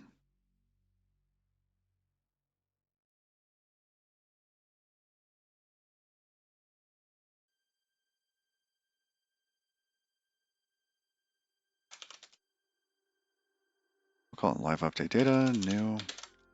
That's going to have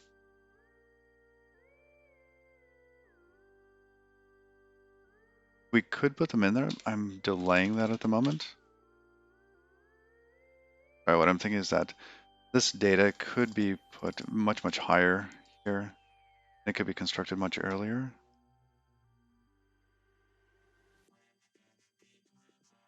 And it probably should. Okay, let's just go ahead and move that up.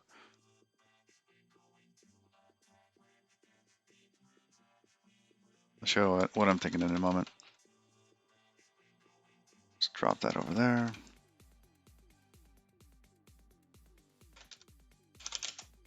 Element ID and content.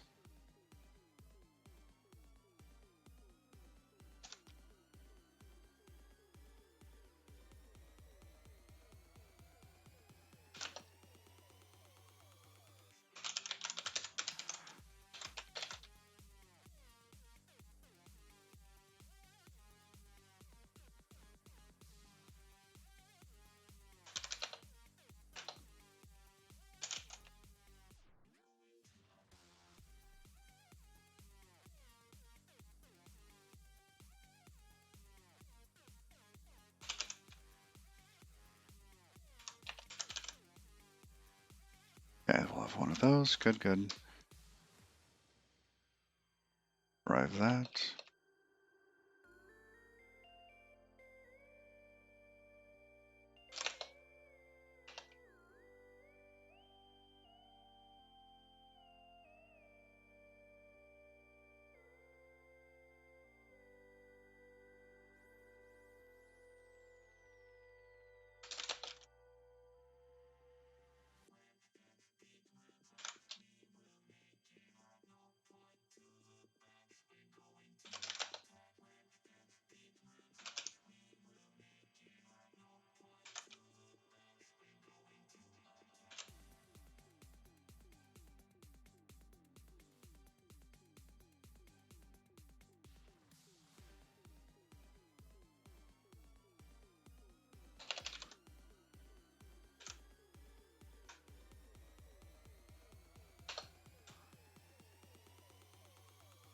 All right, now that we have a formatter, we can just output these two elements with a colon between them.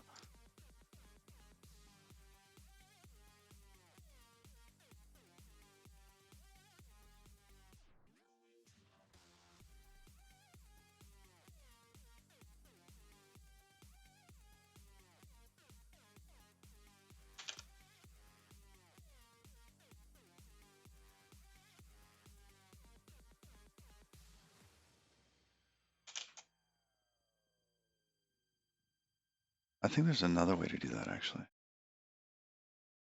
Oh.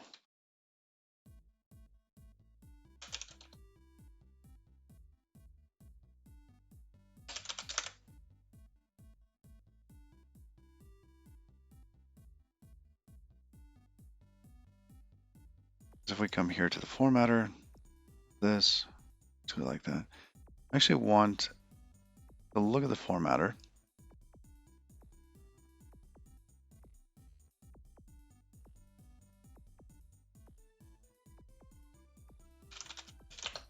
Standard formatter.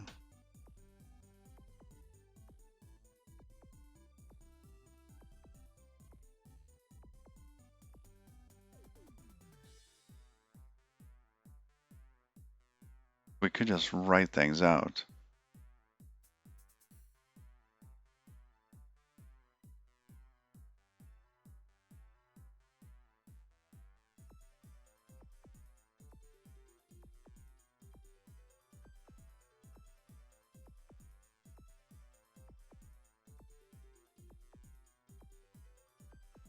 Hmm.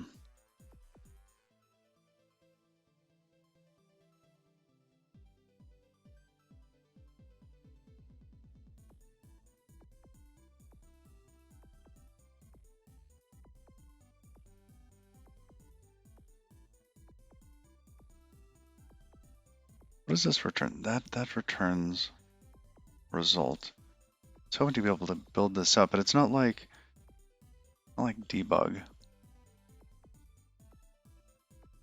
does seem like we should just be using write.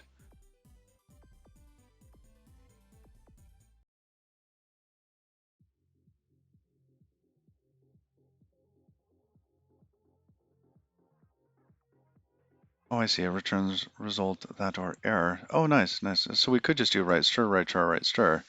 1, 2, 3 things. Let's try that. Let's see what happens. So instead of that there, we're going to do f dot right stir, and this is going to be self dot element ID. Question mark that.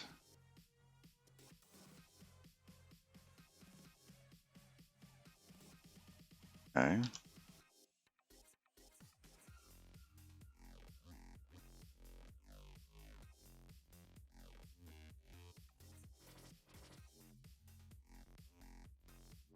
Was it CHR? Yeah, CHAR. There, spelled it out.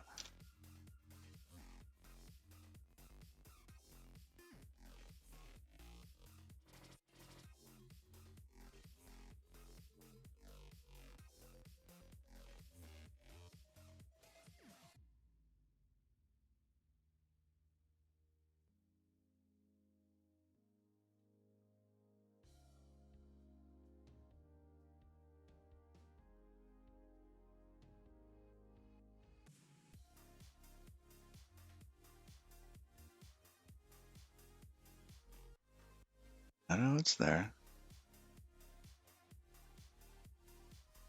Oh, we have to pull in the trait. The trait's not there.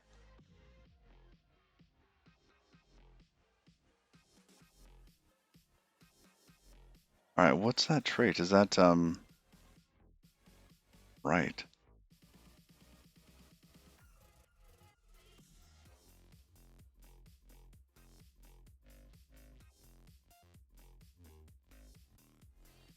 That's going to be in standard format, right?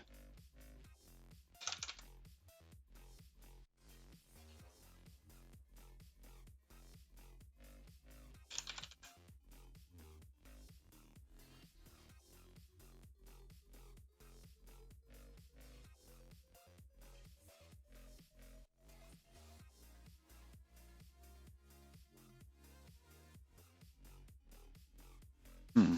Do I want to put a further constraint on this? Or find something else inside of there that can write something that does display?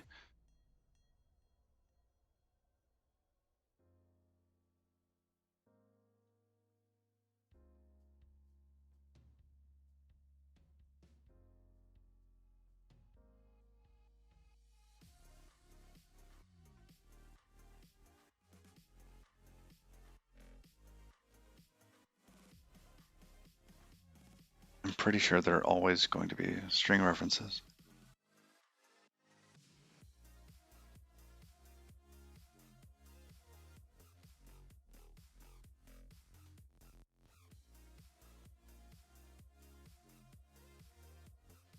Interesting that that doesn't.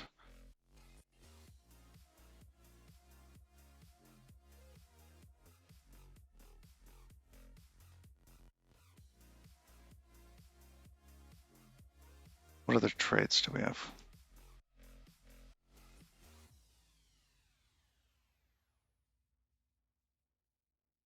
That's for the right macro with arguments, etc.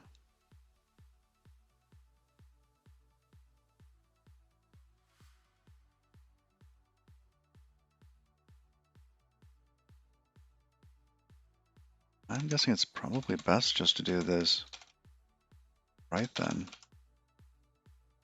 Let it do its thing. All right.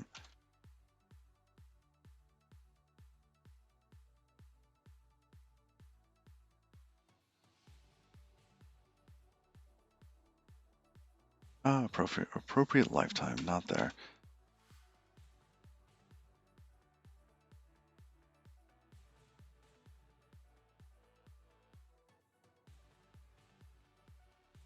And did we finish this? We have the lifetime there. That works. Standard format, that's okay.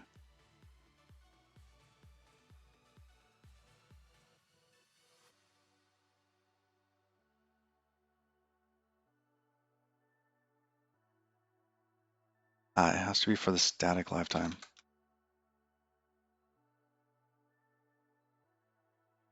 That's right, that's what data wants. Well, that simplifies things.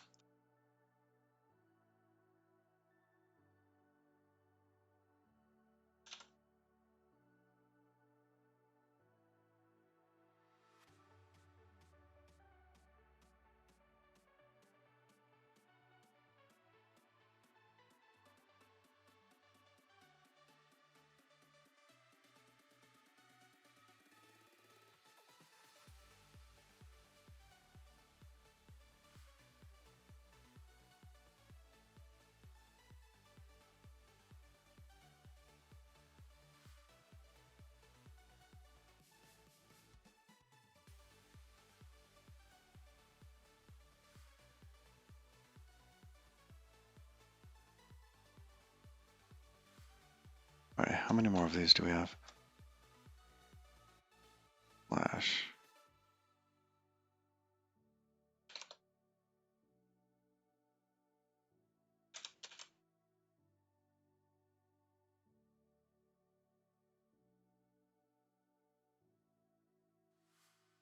All right, that works.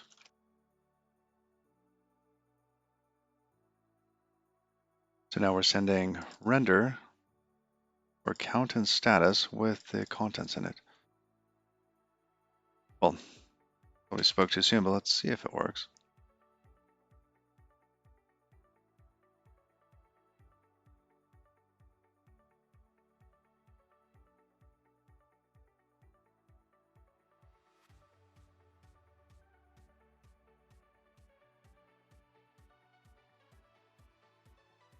Okay.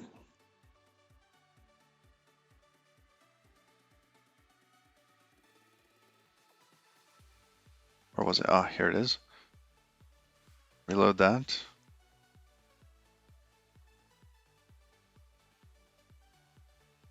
Redeclaration of constant data. All right, show me. Data. Oh, it is. It is redeclared. Okay, let's fix that.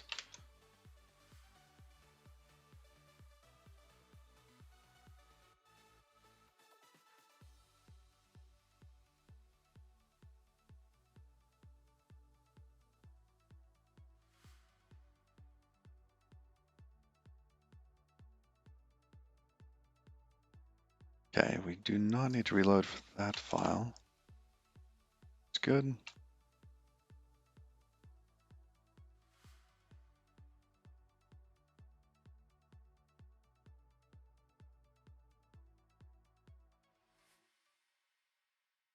Nice, it went from 14 to 15. Whoa, whoa, whoa. No, go back. I didn't mean that. Good, 17. Very nice. If we're doing broadcast stuff, we can broadcast it to n number of subscribed listeners to these things. And the client is very, very simple. It's HTML. They touch JavaScript. It's tiny.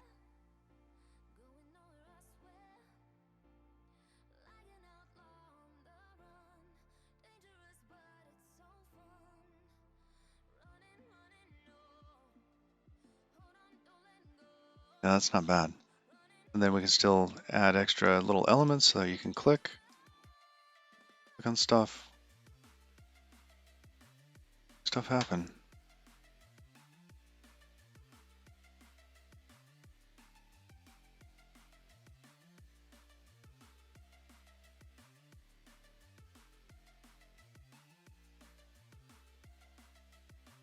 Hmm.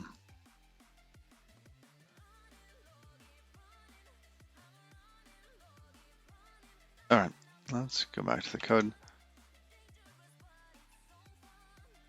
That worked out pretty well. It's going to need to know who you are so that it can give you events that you should be concerned about. I don't know if I want to do that yet. That implies login.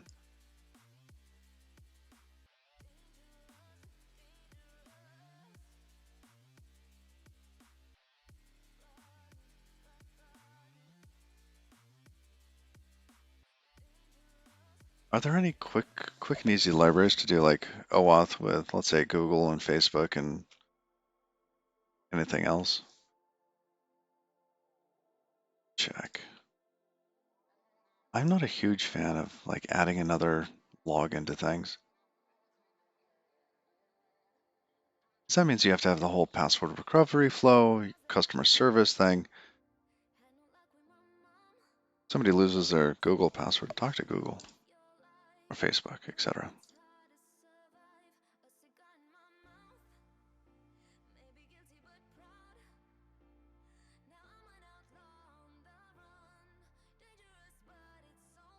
Let's go to libs.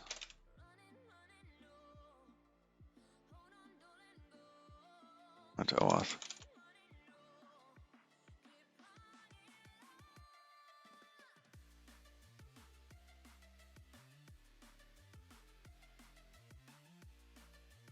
Wow, look at that. Providing the device, service account, installed auth flows.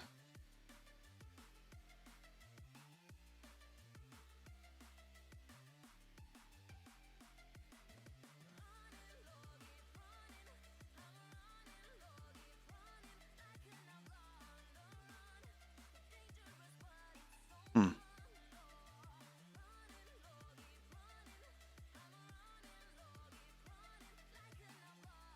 Very simple OAuth 2.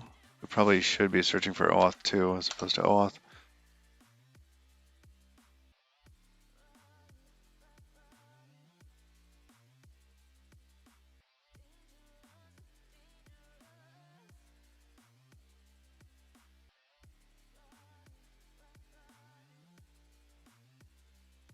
It's not a hard thing to set up either.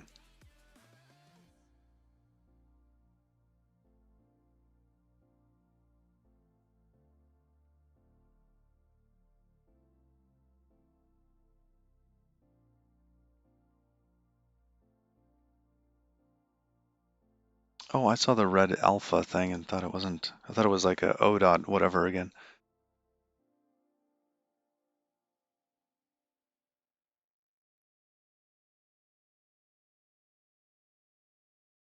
That'd be nice. Just have like a whole bunch of different auth providers. Let people sign up.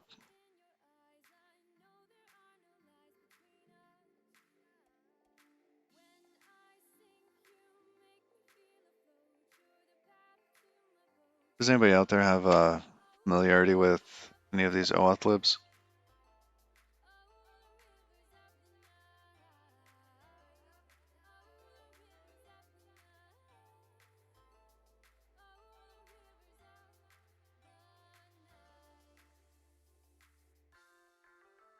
Oh, futures based.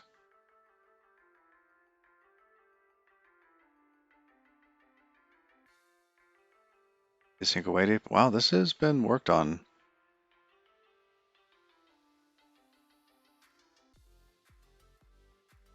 All right, let's try to get something set up.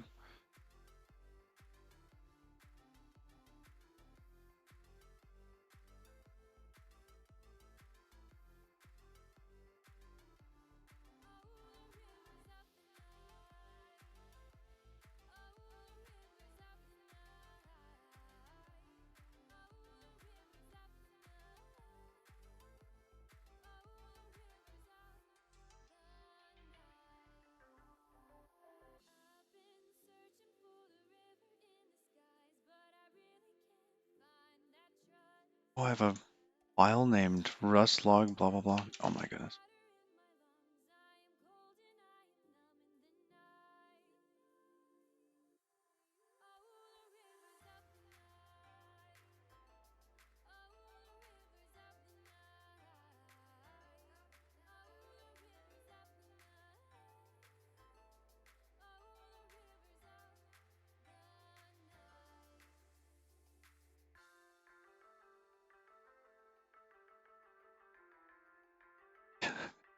I added a bunch of those things.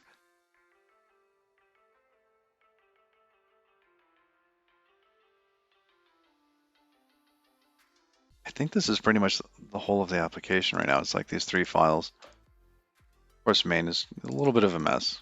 It's a medium mess. It's okay.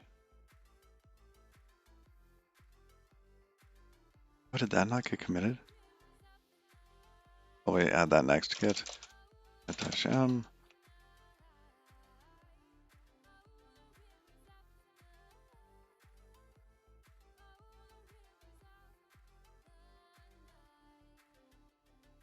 Argo and source.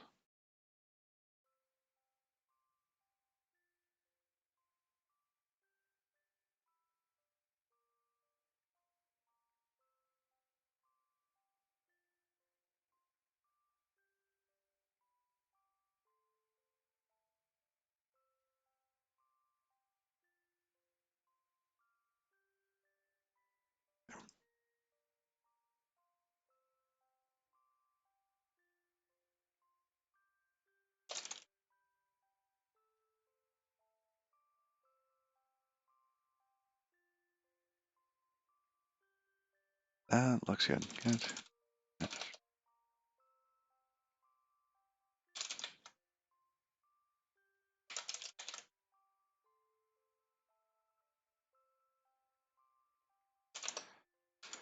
All right. Now for OAuth.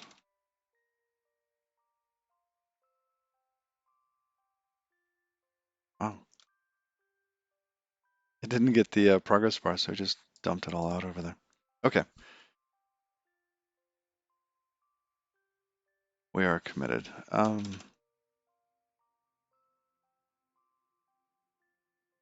add, was it OAuth 2?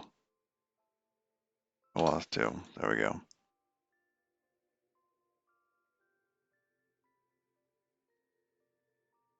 See, do we just, what's the difference between the OAuth 2 here, the 2.0 version and the 3.0 version? Let's go look at their change log for the releases.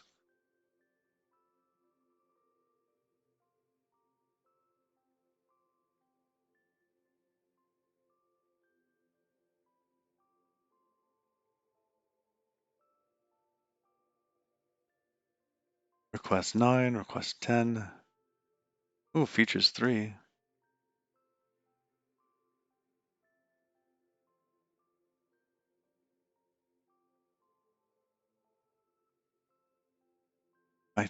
I'm hoping that they're nearing the end of this alpha stage. That'd be safe to just jump on that one.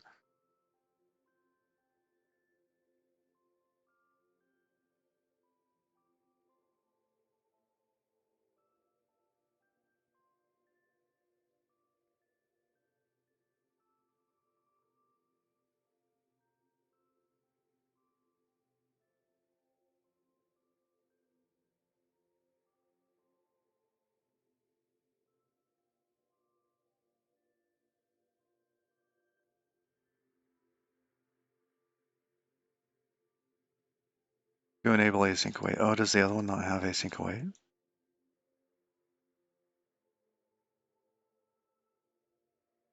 Does 2 not have async await?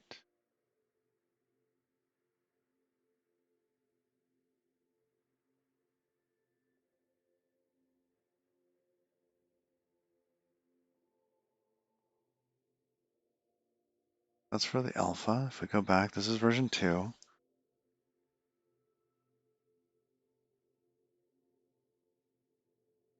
I don't think it does.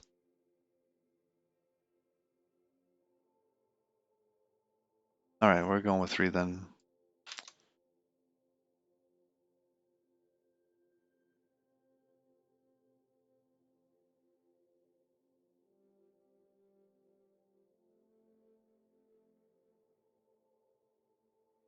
We want really, alpha 9.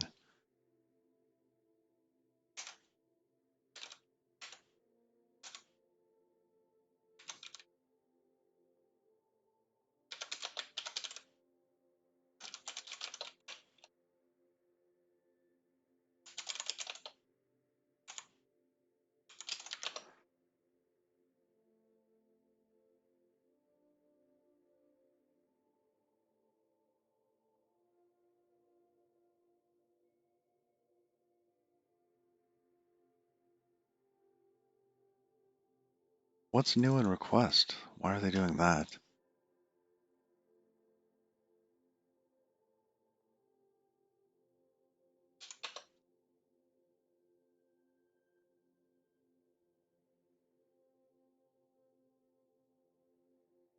It's like 10.4 is a stable one. They're just being cautious. Wow. I guess it's so you can match the library with whatever you might be using internally in your own crate. So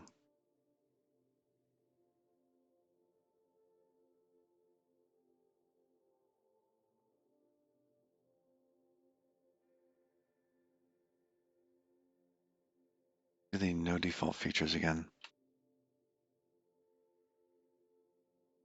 It's default features equals false. And then features. Okay. We're going to go with features 3 and request 10. We're living on the bleeding edge here.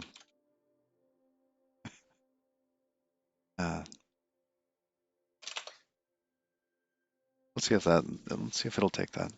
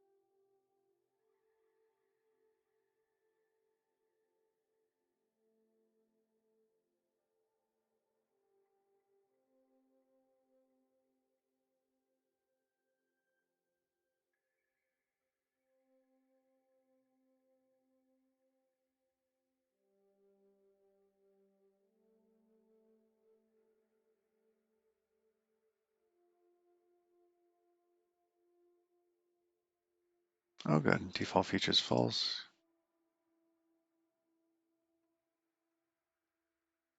Can we actually say just 3.0? I guess we could. I should have just copied that.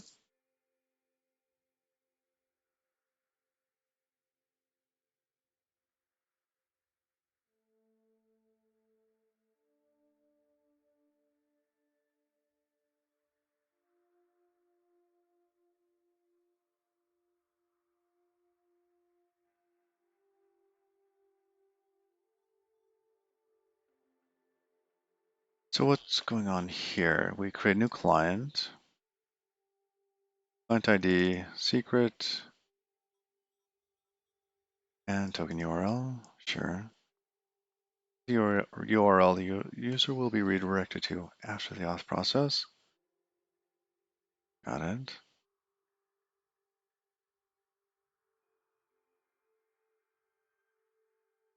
That re-exported? It is. Okay.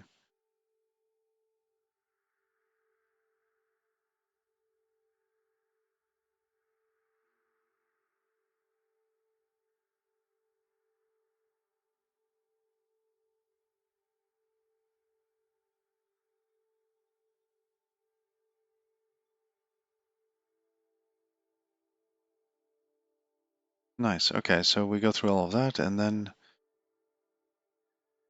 unwrapping the token will either produce a token or a request error. Okay.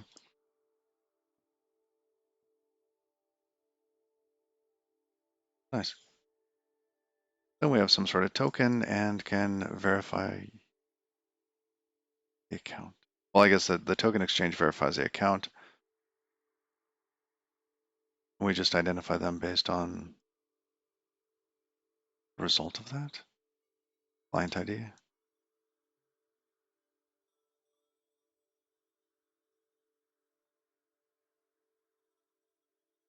Been forever since I've done OAuth.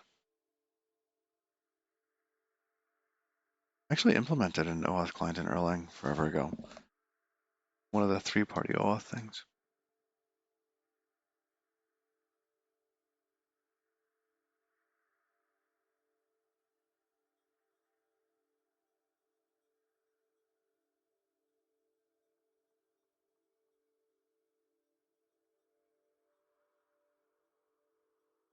It's Wunderlist.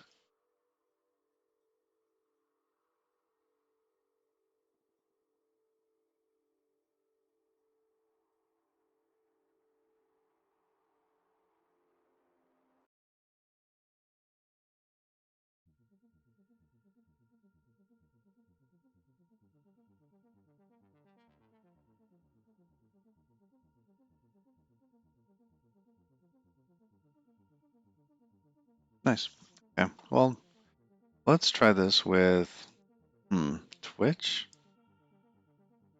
Does Twitch have a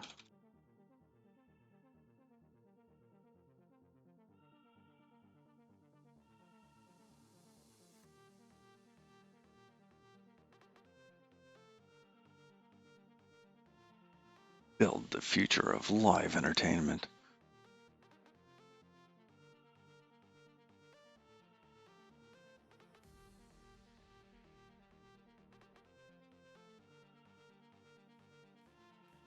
All right.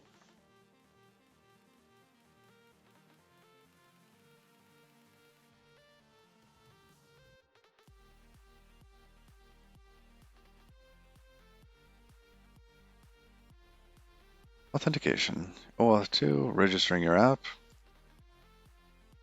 getting a token.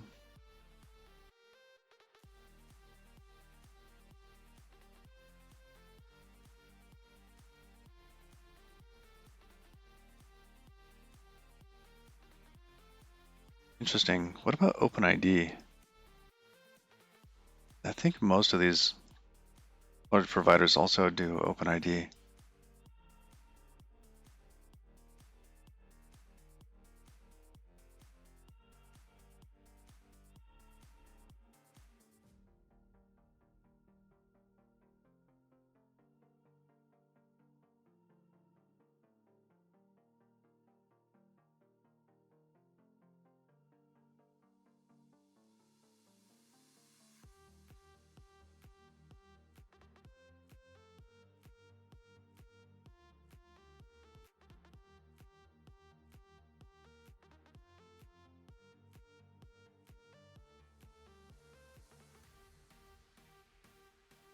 Interesting. OpenID is about authentication. OAuth is about authorization.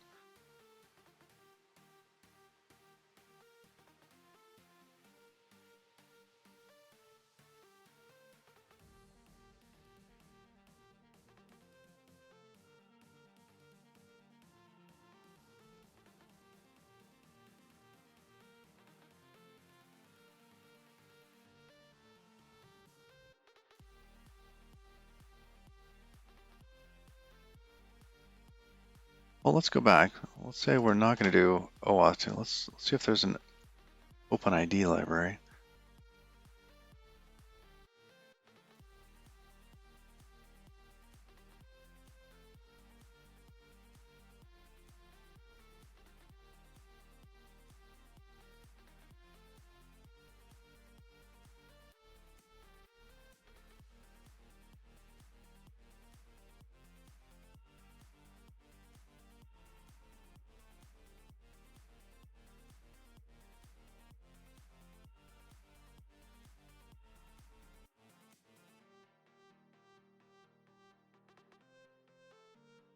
Oh, new build. It's like a pretty quick fix to something.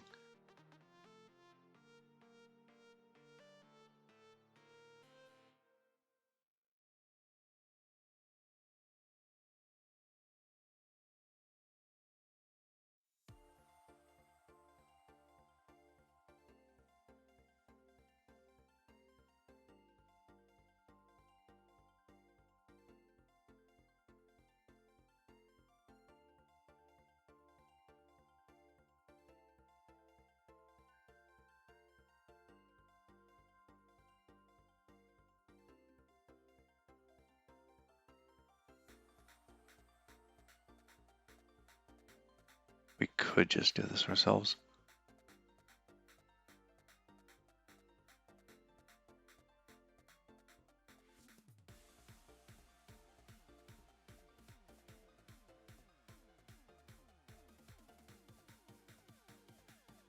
That seems like a lot of reading. Not that I don't want to do a lot of reading, more that a lot of reading doesn't make for a good stream. Kind of like browsing lib.rs. Technically, it doesn't make for a great stream. Unless you've never seen lib.rs before. Then, behold, lib.rs.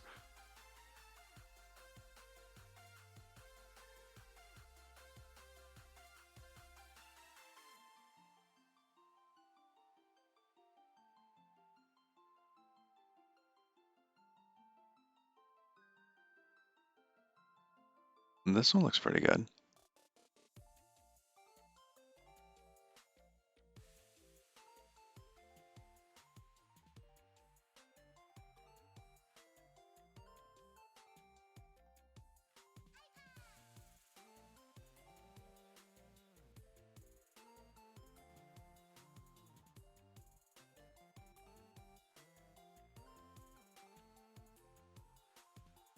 Nice. Let's try this one.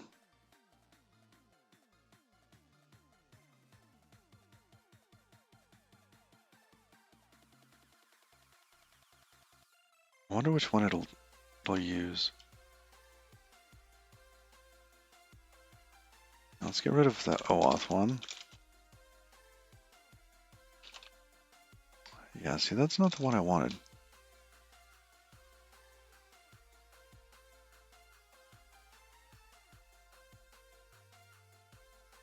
Oops, in the browser. There we go, what features? Called OpenID Connect.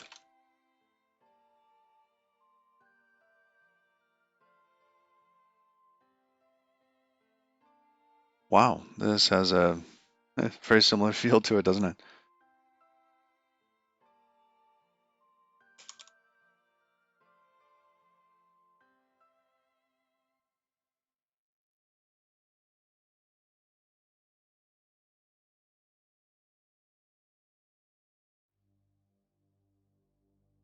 Okay, features 03 and request 010. Oh, features 03 and request. Wow.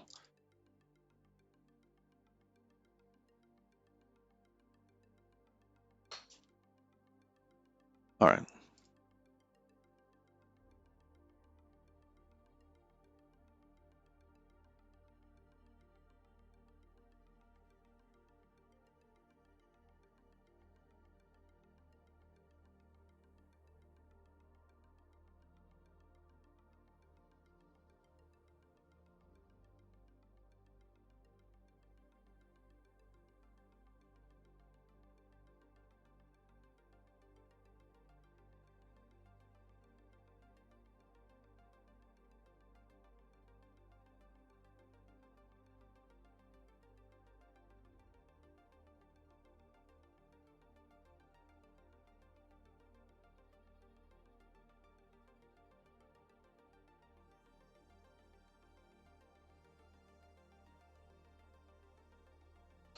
Try again. There we go.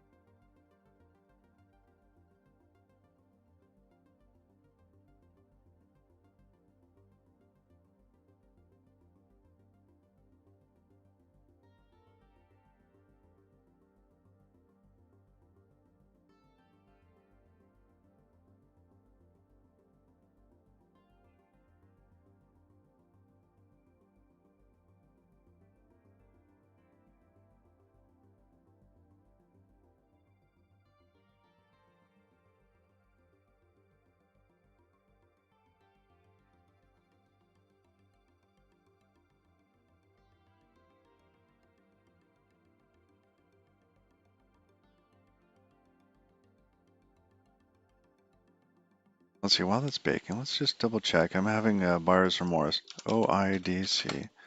Says OpenID Connect.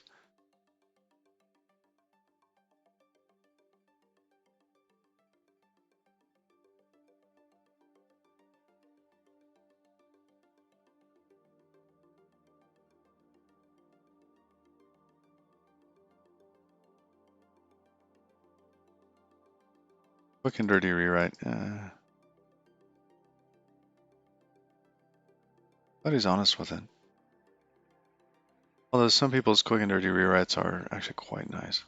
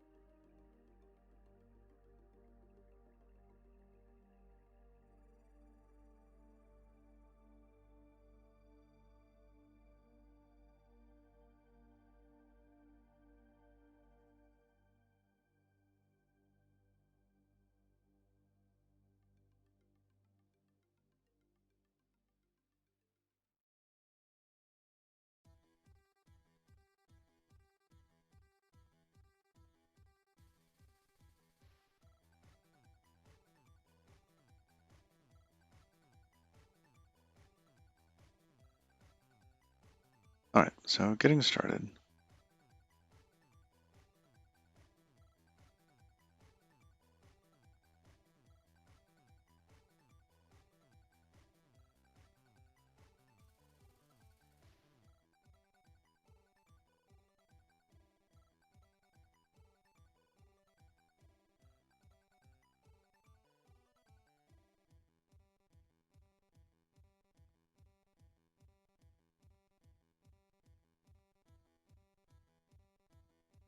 This is really well documented. It's just a lot here.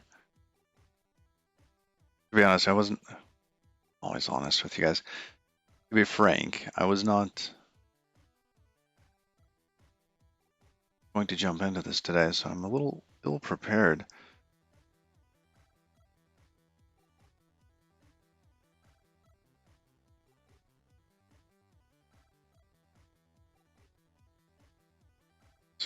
Quite a bit here.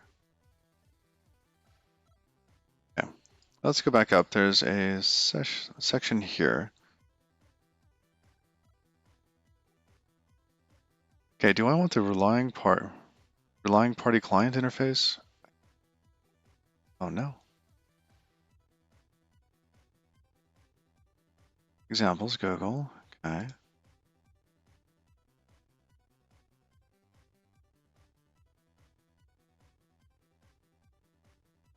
What are they doing? Initialize client ID, secret, issuer URL. Okay. Config for the auth2 process. OAuth2 process.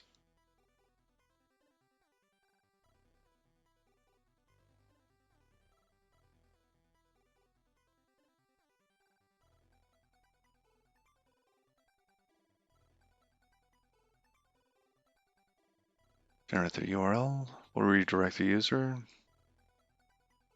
A naive implementation of redirect server. Okay.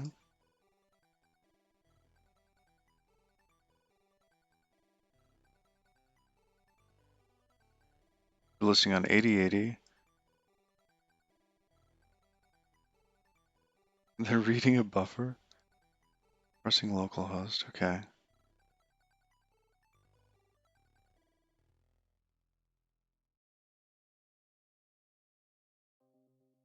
Google return the following code.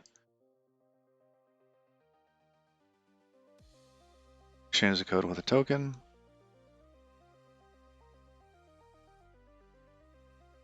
And we have an access token. And this is for OpenID. It doesn't seem like it's OpenID. It seems like it's OAuth2. Is OpenID on top of their OAuth2 stuff? So that's possible. You just want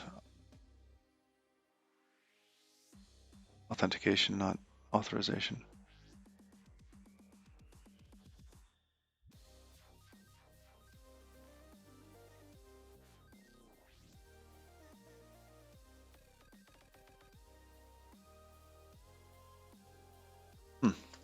All right.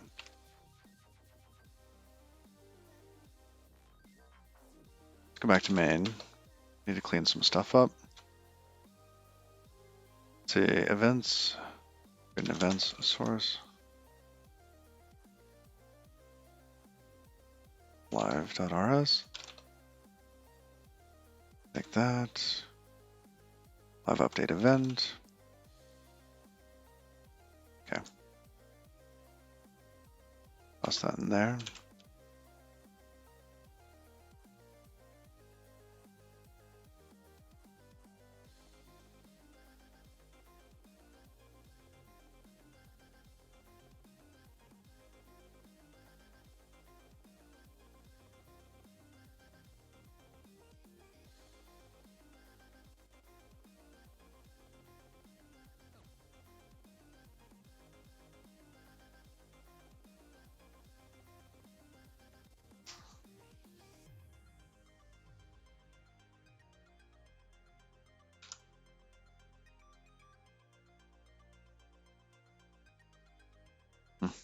Fans are spinning up again.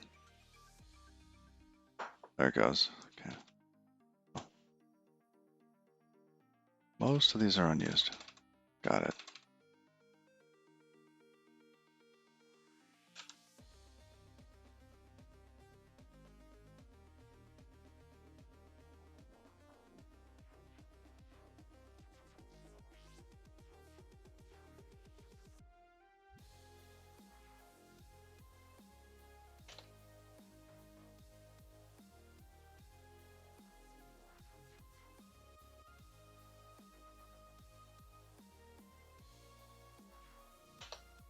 Yeah.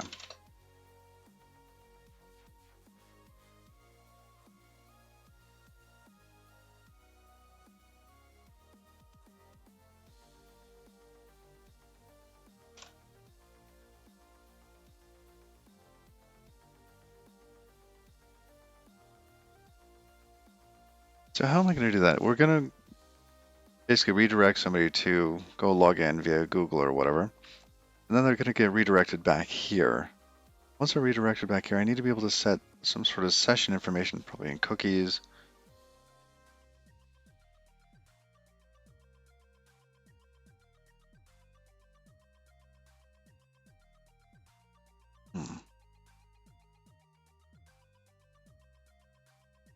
Because then we'll be able to use more constrained elements on live updates. So our provider for the live updates here would then look at specific cookies and only allow people with certain cookies to get certain updates. How does Warp do cookies? Warp filters, cookie.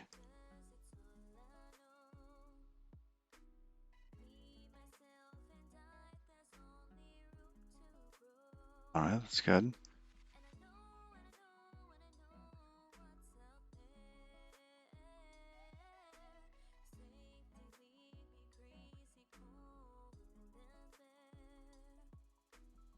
Now, what's a good way to do? Just hold very little information in the cookies. You don't want a lot of data getting passed back and forth to the server without needing it. I don't want to store like an entire like 4K chunk in somebody's cookies. That just seems wasteful. Especially when it's going to be in the server memory anyways.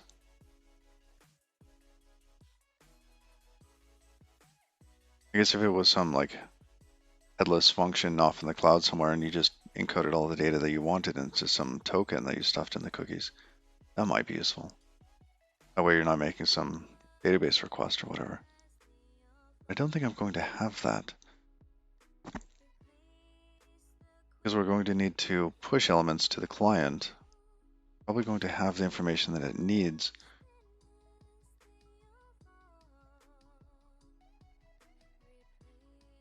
So I know there's things like JWTs, or JSON Web Tokens. What else could we use instead?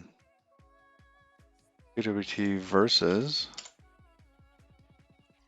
SWT. Oh, what's a SWT?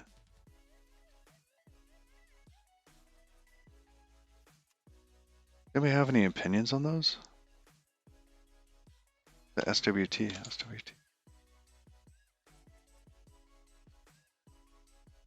Southwest trains.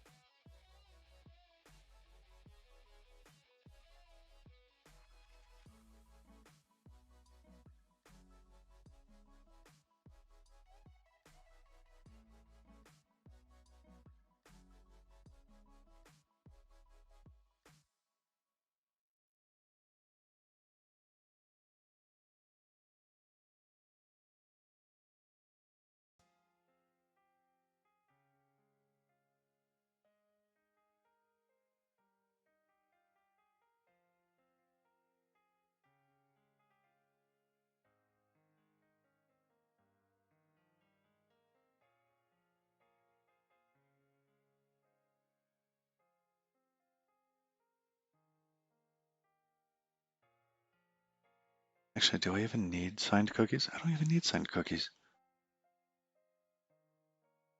What am I doing? Okay, no, that doesn't even make sense.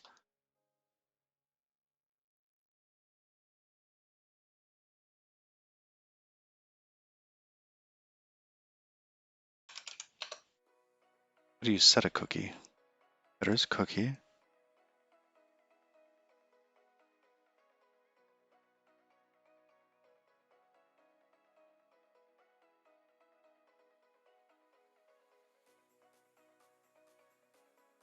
Okay, that seems to make sense to me.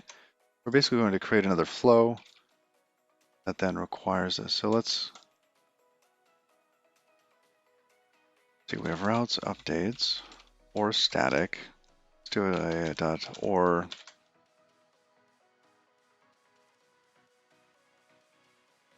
login.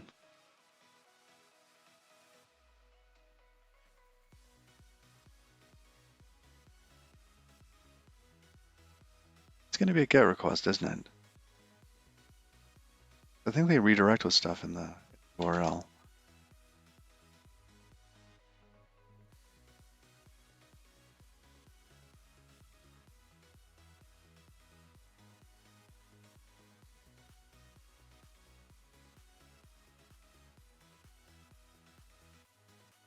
We'll map that to something over here.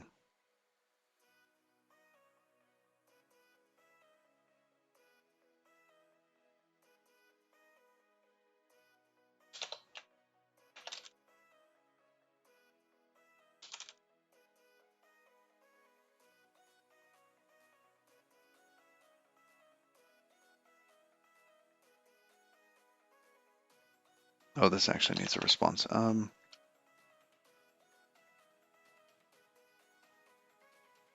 reply from there.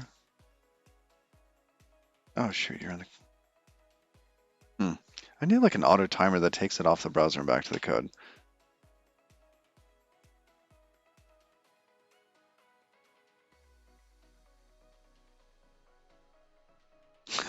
Thank you. Thank you, cat peasant.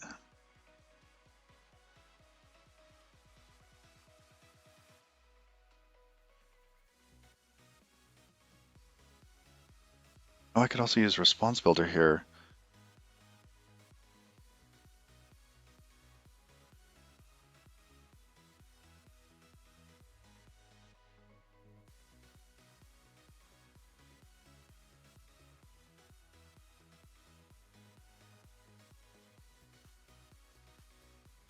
You just did your weekly shopping?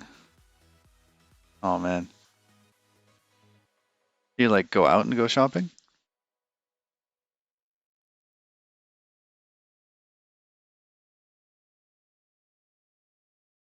Apparently we can also do a app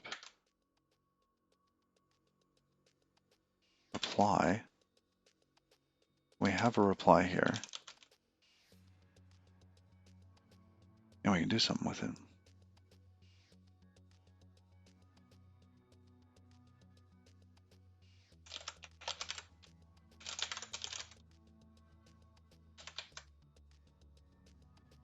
Actually, can I say with cookies?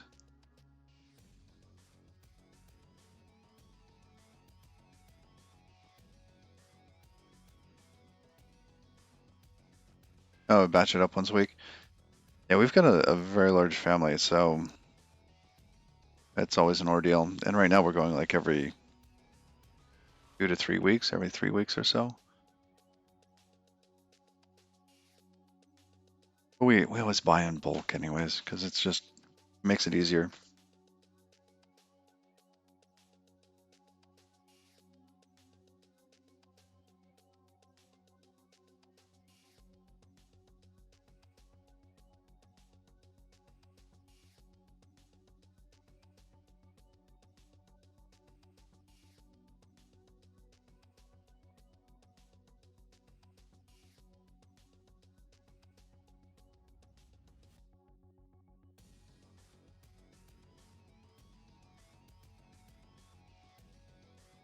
Now we're not near a Costco. I'm in the Northwest.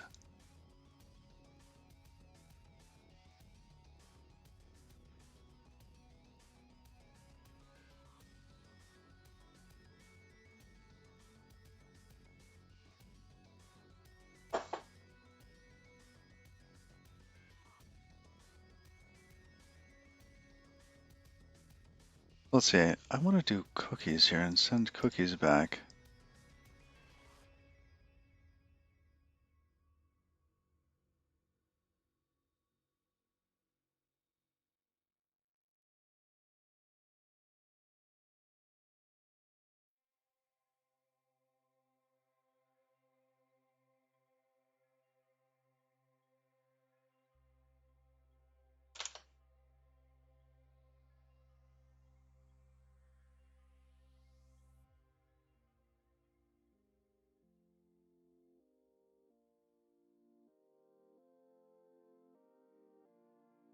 I thought I saw some sort of cookie thing in here before, but I'm not seeing it now.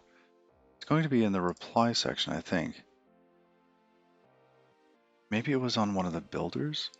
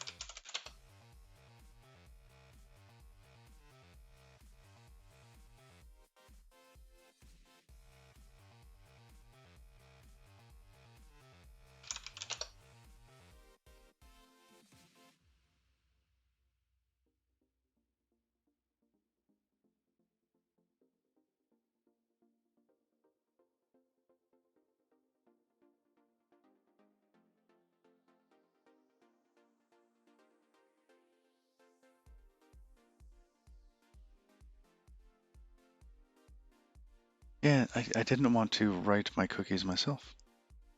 It's interesting. It's easy to get cookies wrong.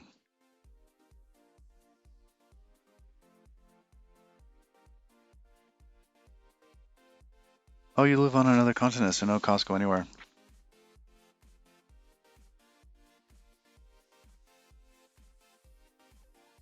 Yeah, we have a couple of local retailers, so we can buy like wheat in bulk. We actually have goats, so we milk our own goats. Um, and we have chickens, male chickens right now. We only have one female chicken and like 26 male chickens. But they're kind of more for producing fertilizer and protein. We do make cheese from the milk, yes. That's one of those things that I actually do a lot. Eh, I like interacting with Uro Uro Niwa, one of the other Rust streamers. Oh, you know him, Nomad. I don't know that one. Halloumi. I've heard that a couple times. Actually, I think you two were actually talking about that. Semi-hard, unripened brine cheese made from a mixture of goat's and sheep's milk. You can fry it? Ooh, yummy.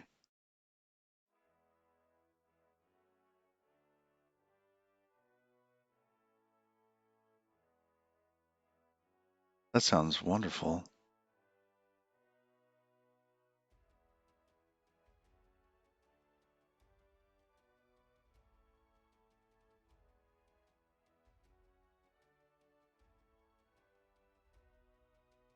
All right, I'm gonna leave that tab open. I'm gonna have to tell my wife that one.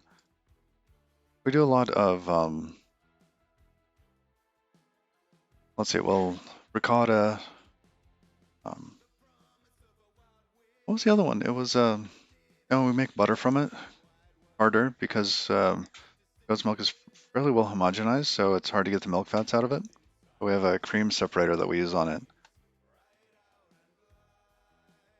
A large part of your diet for the last few weeks.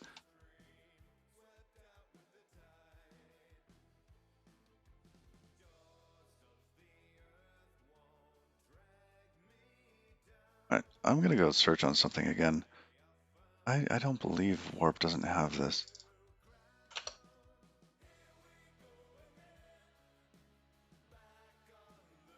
Documentation. Cookie. They have cookie filters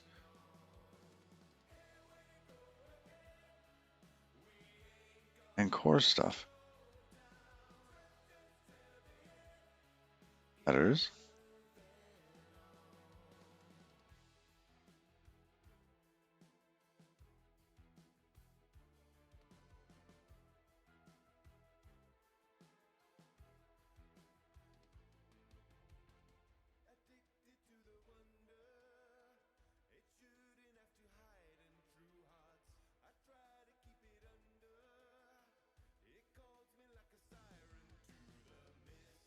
Okay, we'll just reply with a header and set some cookies. That's surprising to me.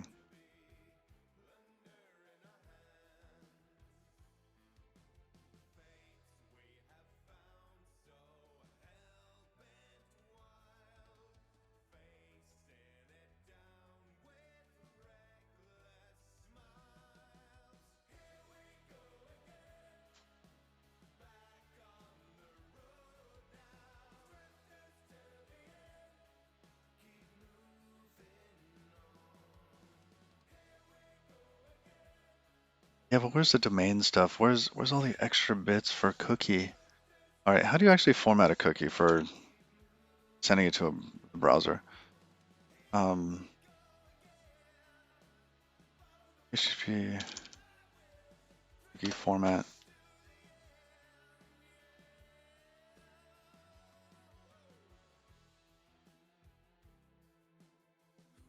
Yeah,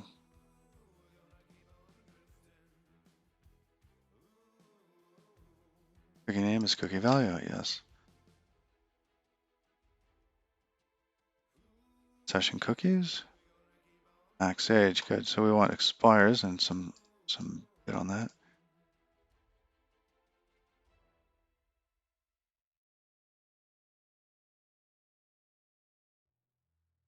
Max age might be easier to format. There we go. We want to secure and HTTP only. Don't want the JavaScript getting access to it.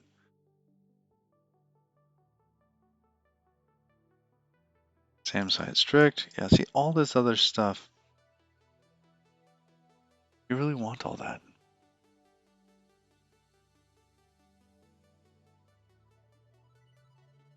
All right, and what about max age? I would rather do max age than expires at.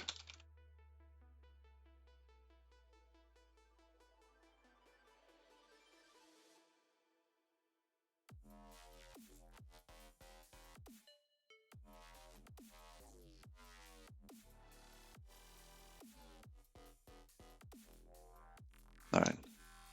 So we need to do a set cookie.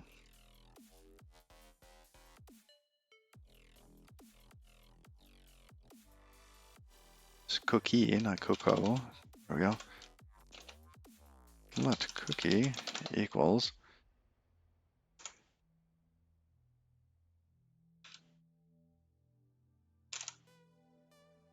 Okay, do that and that. We're going to say it's secure and HTTP only. Is a semicolon. It's already got that. And now for max age.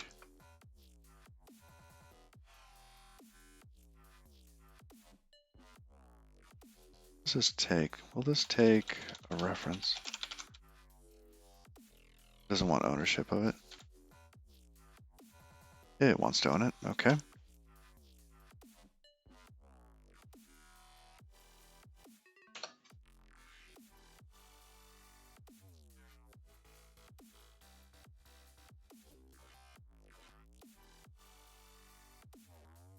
Expires at max age. Okay, on Wikipedia here.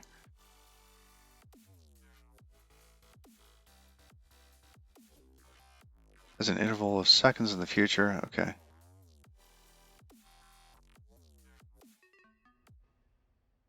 As expires. Path and domain.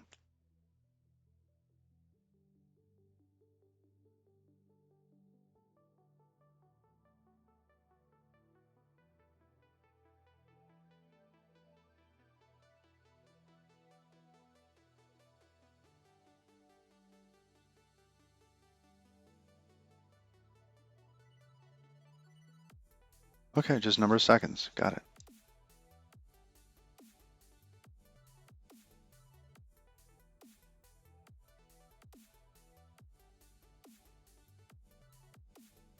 We could say it lasts for like 30 seconds or a minute or something.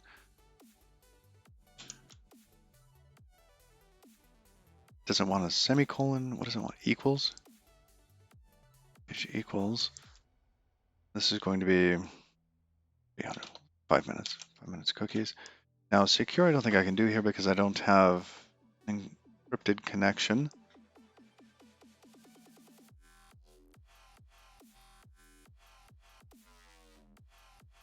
Yeah, so I can't do secure at the moment. But I can do HTTP only. That way JavaScript won't get access to it.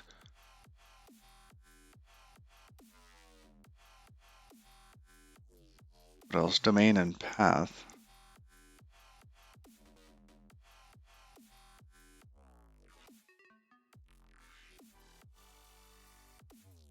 Let's go ahead and toss those on there just to make sure we keep them in mind. Path slash.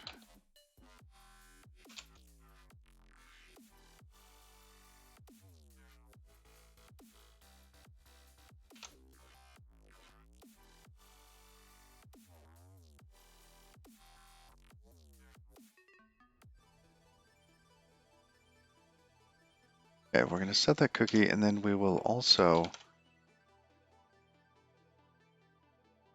do a couple things. I want to respond with multiple headers. We're going to do that with header there.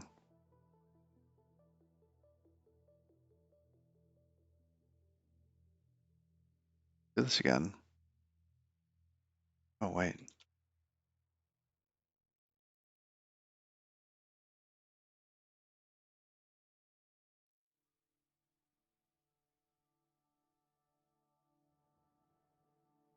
What if I want to respond with multiple headers?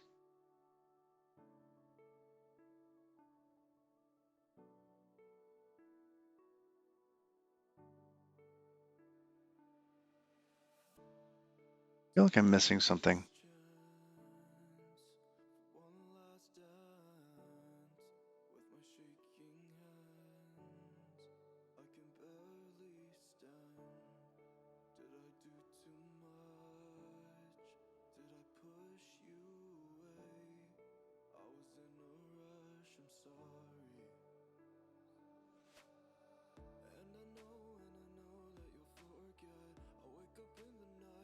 Okay, so we can do a response builder instead.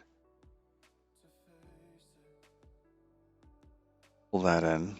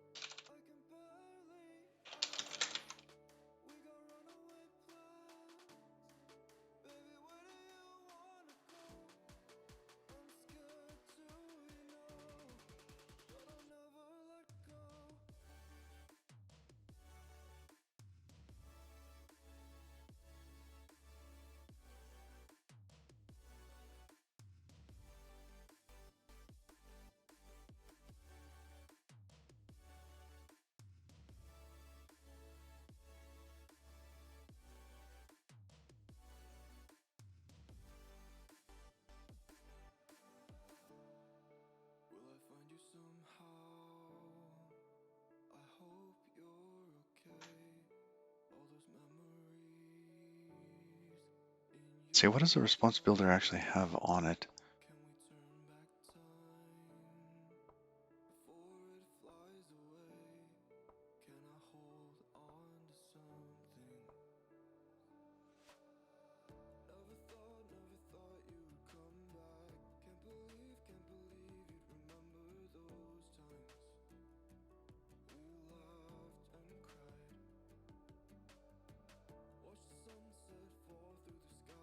Oh, that's from this crate. Ah, I got it. That's why. The HTTP crate. Oh, that makes so much more sense.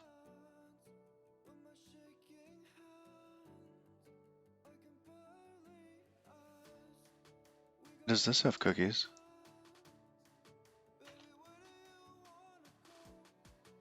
Oh, it has cookie and set cookie. The header names already. Okay, that's nice. Where does that get re-exported?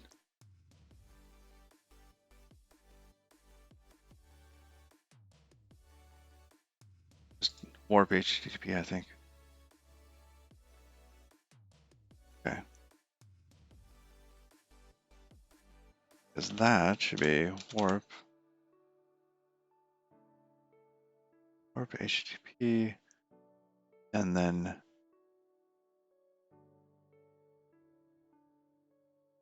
oh, lost it. Cookie, set cookie, underscore cookie.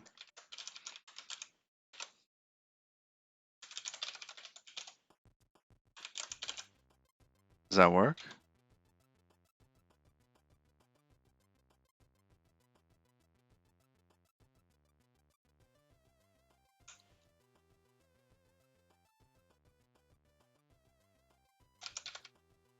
Okay, so we got builder, set cookie. So you can actually use that from there. I used that weeks ago. Feels like I forgot it all.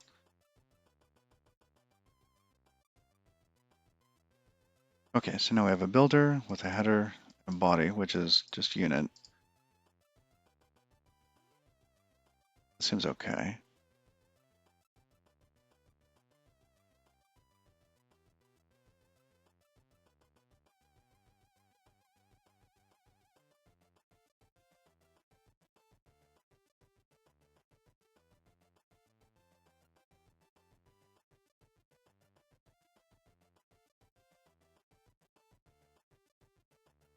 I'm gonna find the other tab. There we go.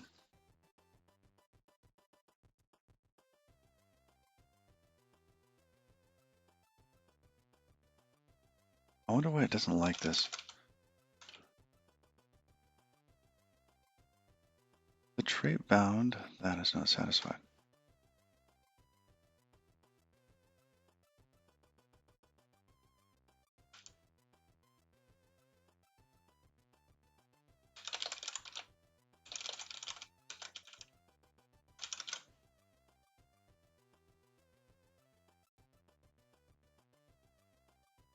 All right, we're also going to do a location.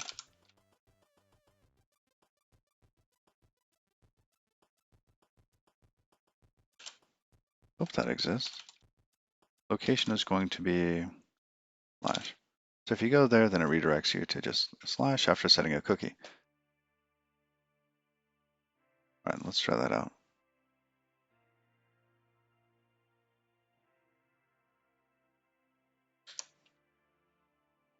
Oh, I didn't start it.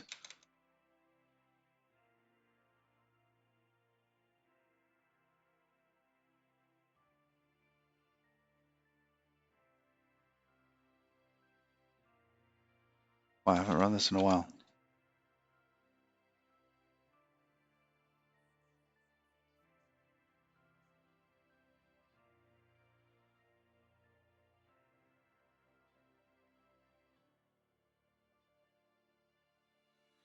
Okay.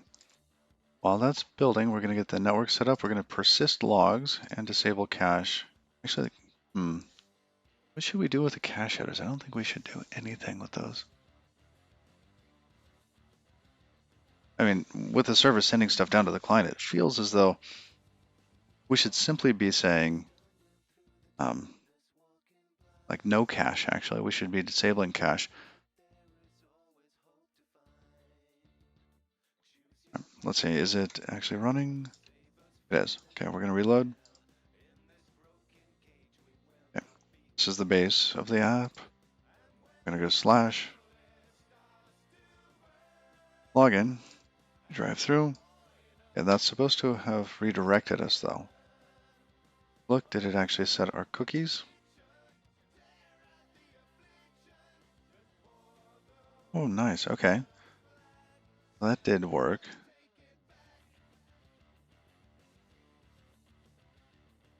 All right, but the location didn't. Where is it? Too many things open now.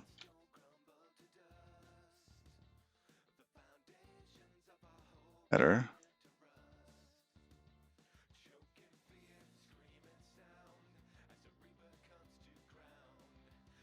Content location.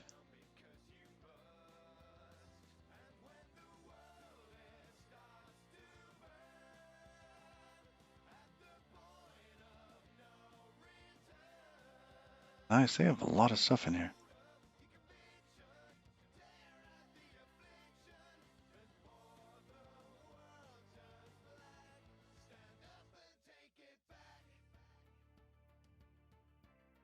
Oh, I have to include the 307 status. That's right.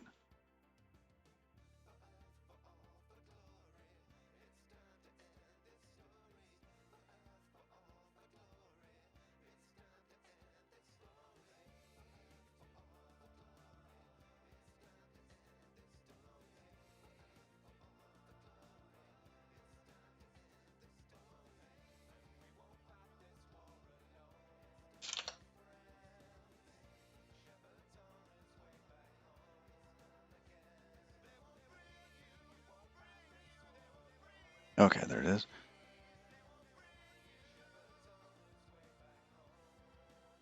Response builder. Header is mutable. Yeah, we just want to set the status.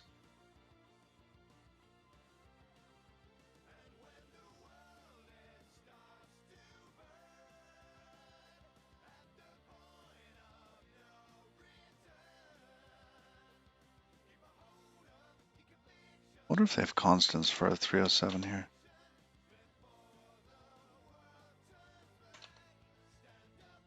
Oh, they do. They have temporary redirect.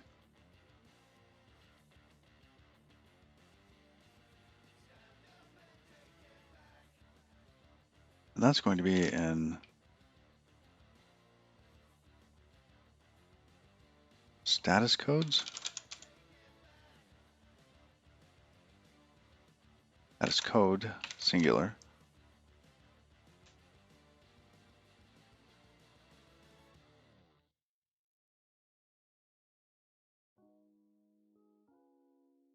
Okay. Run that.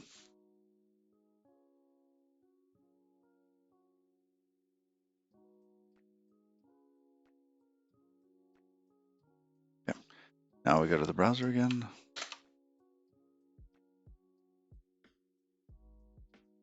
I'm going to refresh this. Go into login. Set the cookie and redirected us. Good. Okay.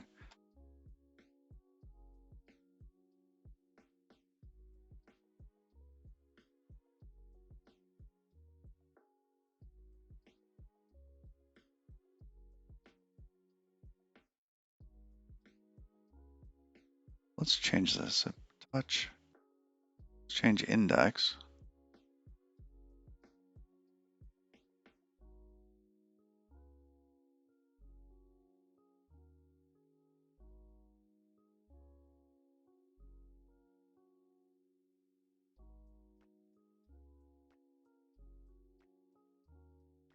Hmm. Now I'm thinking about templates and all sorts of stuff here. It'd be nice to have a bunch of things that could just be served up and are static.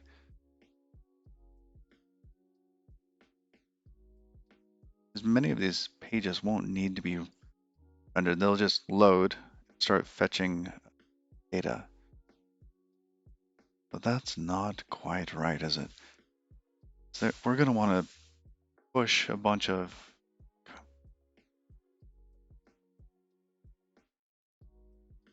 we're going to want to pre-render.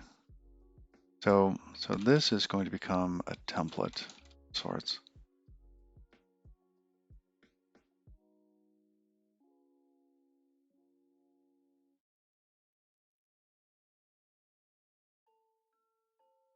All right.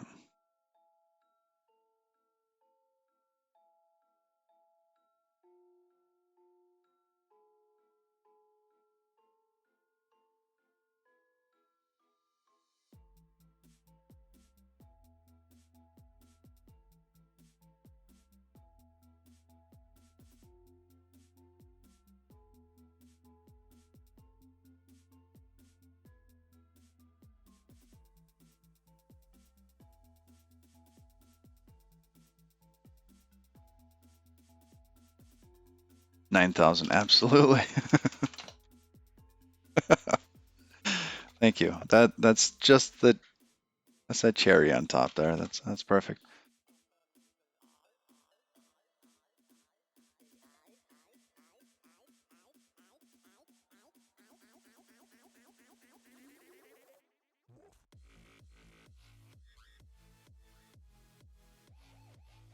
Yeah, I'm wondering, does the site start out with just like a plain sort of like a index page, which is always kind of static, and you can go to different places if you need to, or do we replace the contents of the home page depending on your cookie status? And for a game, I'm leaning towards like if you go to the game, you're going to the game. Remove a click. We're going to change this into less of a static, more into something else.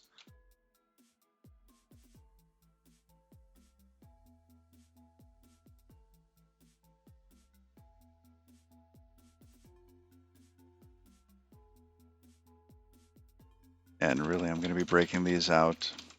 I'm leaving them there for now. Just easy to have them there.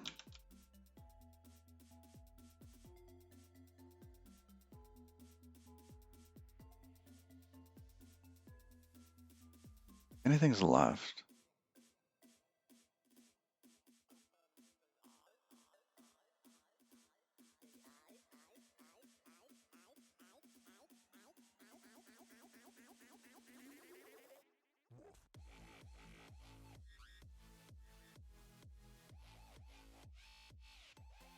Is it filters?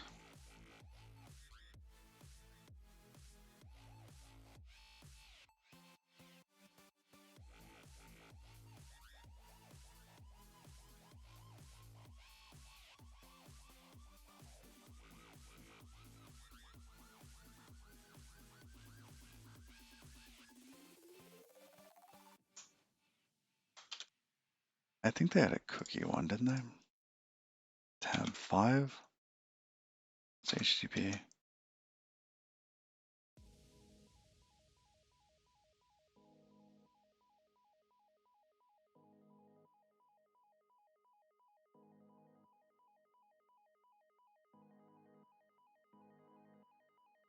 Cookie.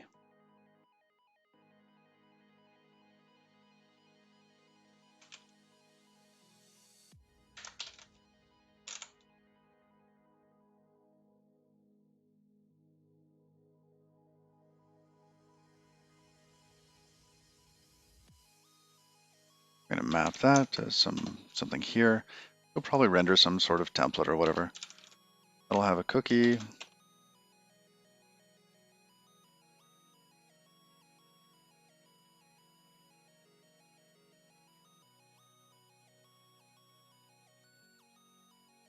What's the status code for success? I know it's 200, but I'm wondering what their...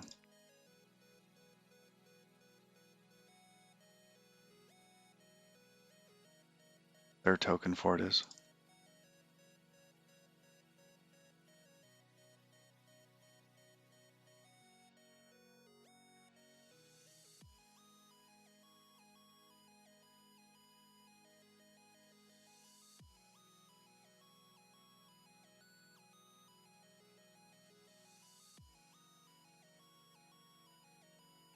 I see it. Status code OK.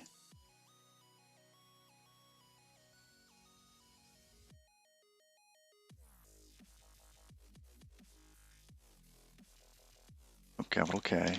There we go. No more setting the cookies or doing that. Thank you.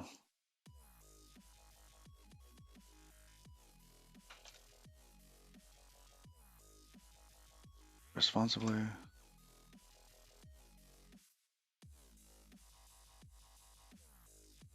Oh, and cookies not used. Sure. That's fine. Watch. Yeah, but that body should really be a template being rendered here.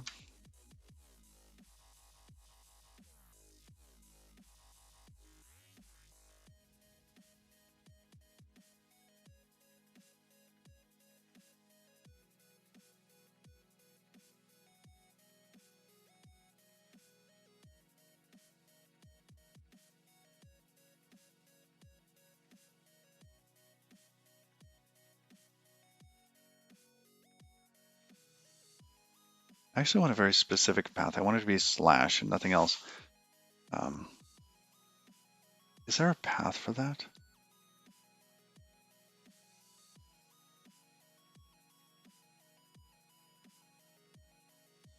It's warp. Here we go.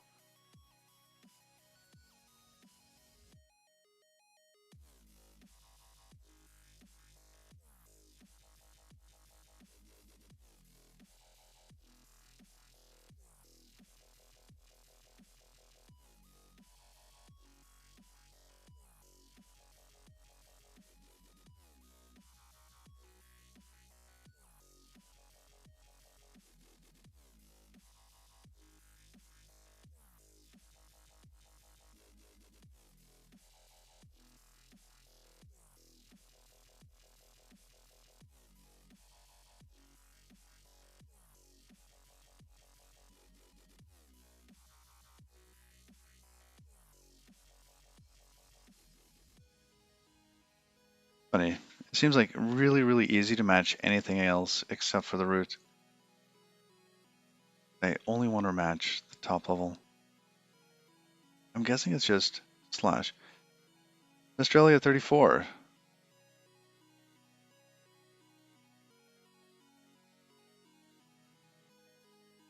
Mr. Elliott.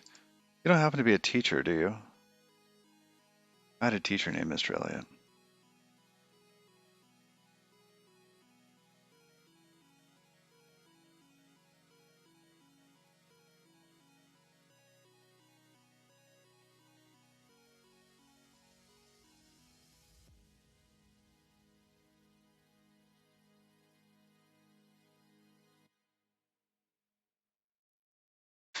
You're not a teacher. Okay. Phew. There goes that little awkward moment. Just kidding. I'm kidding. I actually really liked Mr. Elliott as a teacher. I've been programming for feels like forever.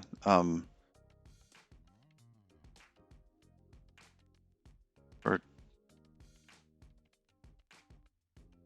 over 20 years.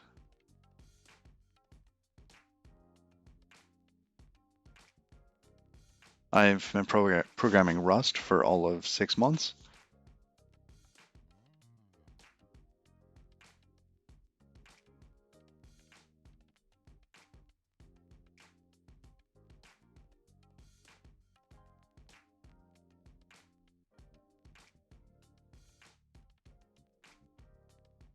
My top level would be path end. Okay.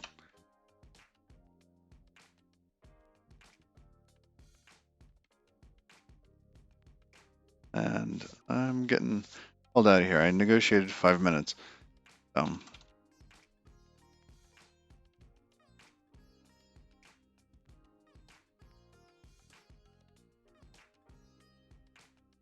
All right, so we'll do that. Because then if we have just slash with a cookie, we can display the game page as opposed to whatever the index page was showing you. Probably some login with your favorite OpenID Connect provider, yada yada.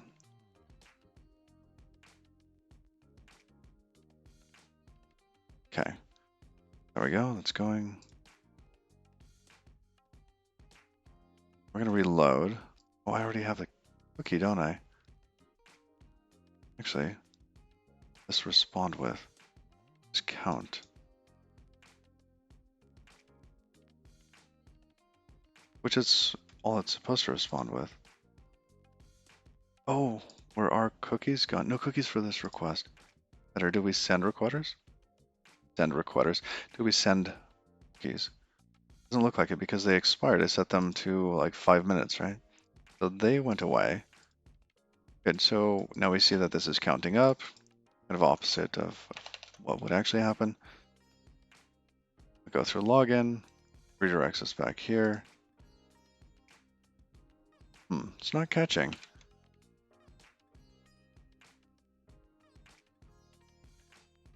Looks like it's falling back through. Let's see. Get. It's get.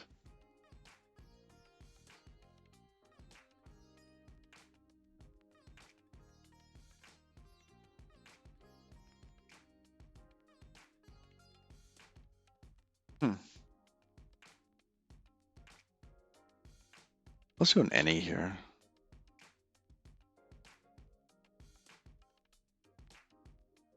I wonder if that's it.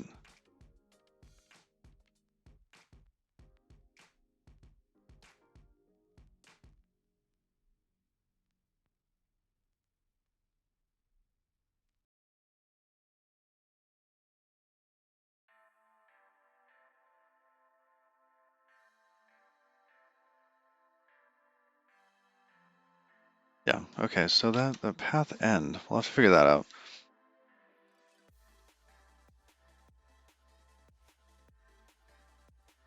Maybe there's a path start followed by a path end?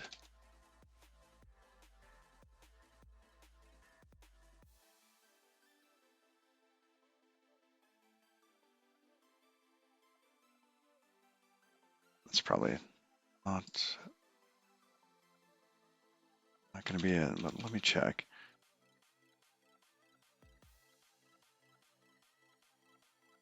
No, it just has end.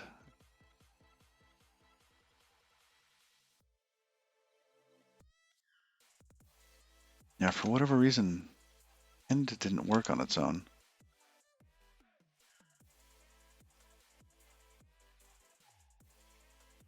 Maybe it interpreted slash as actually something. Seems weird though. All right, well, we need to get going. It's coffee time slash other stuff. Gotta help some, get out. My wife isn't feeling good today. So we're gonna raid Lime Die. If you're not familiar with Lime Die, he does Rust game programming and Beat Saber, which is just entrancing to watch. But today he's doing Rust stuff. So don't worry, haters of Beat Saber. I don't think anybody could hate Beat Saber. You're very welcome. And I hope to look into a little bit more of the OpenID Connect stuff. Maybe set up some of the access, the dev accounts or whatever, because you can. Facebook probably has it, Yahoo has it, like all these different places will have this OpenID Connect. We just have to collect all the secrets and all the URIs and whatever. And then we can plug those in and get that worked up.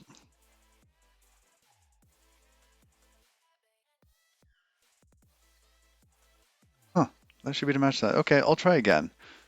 But I gotta get going now. So, till next time. Bye-bye.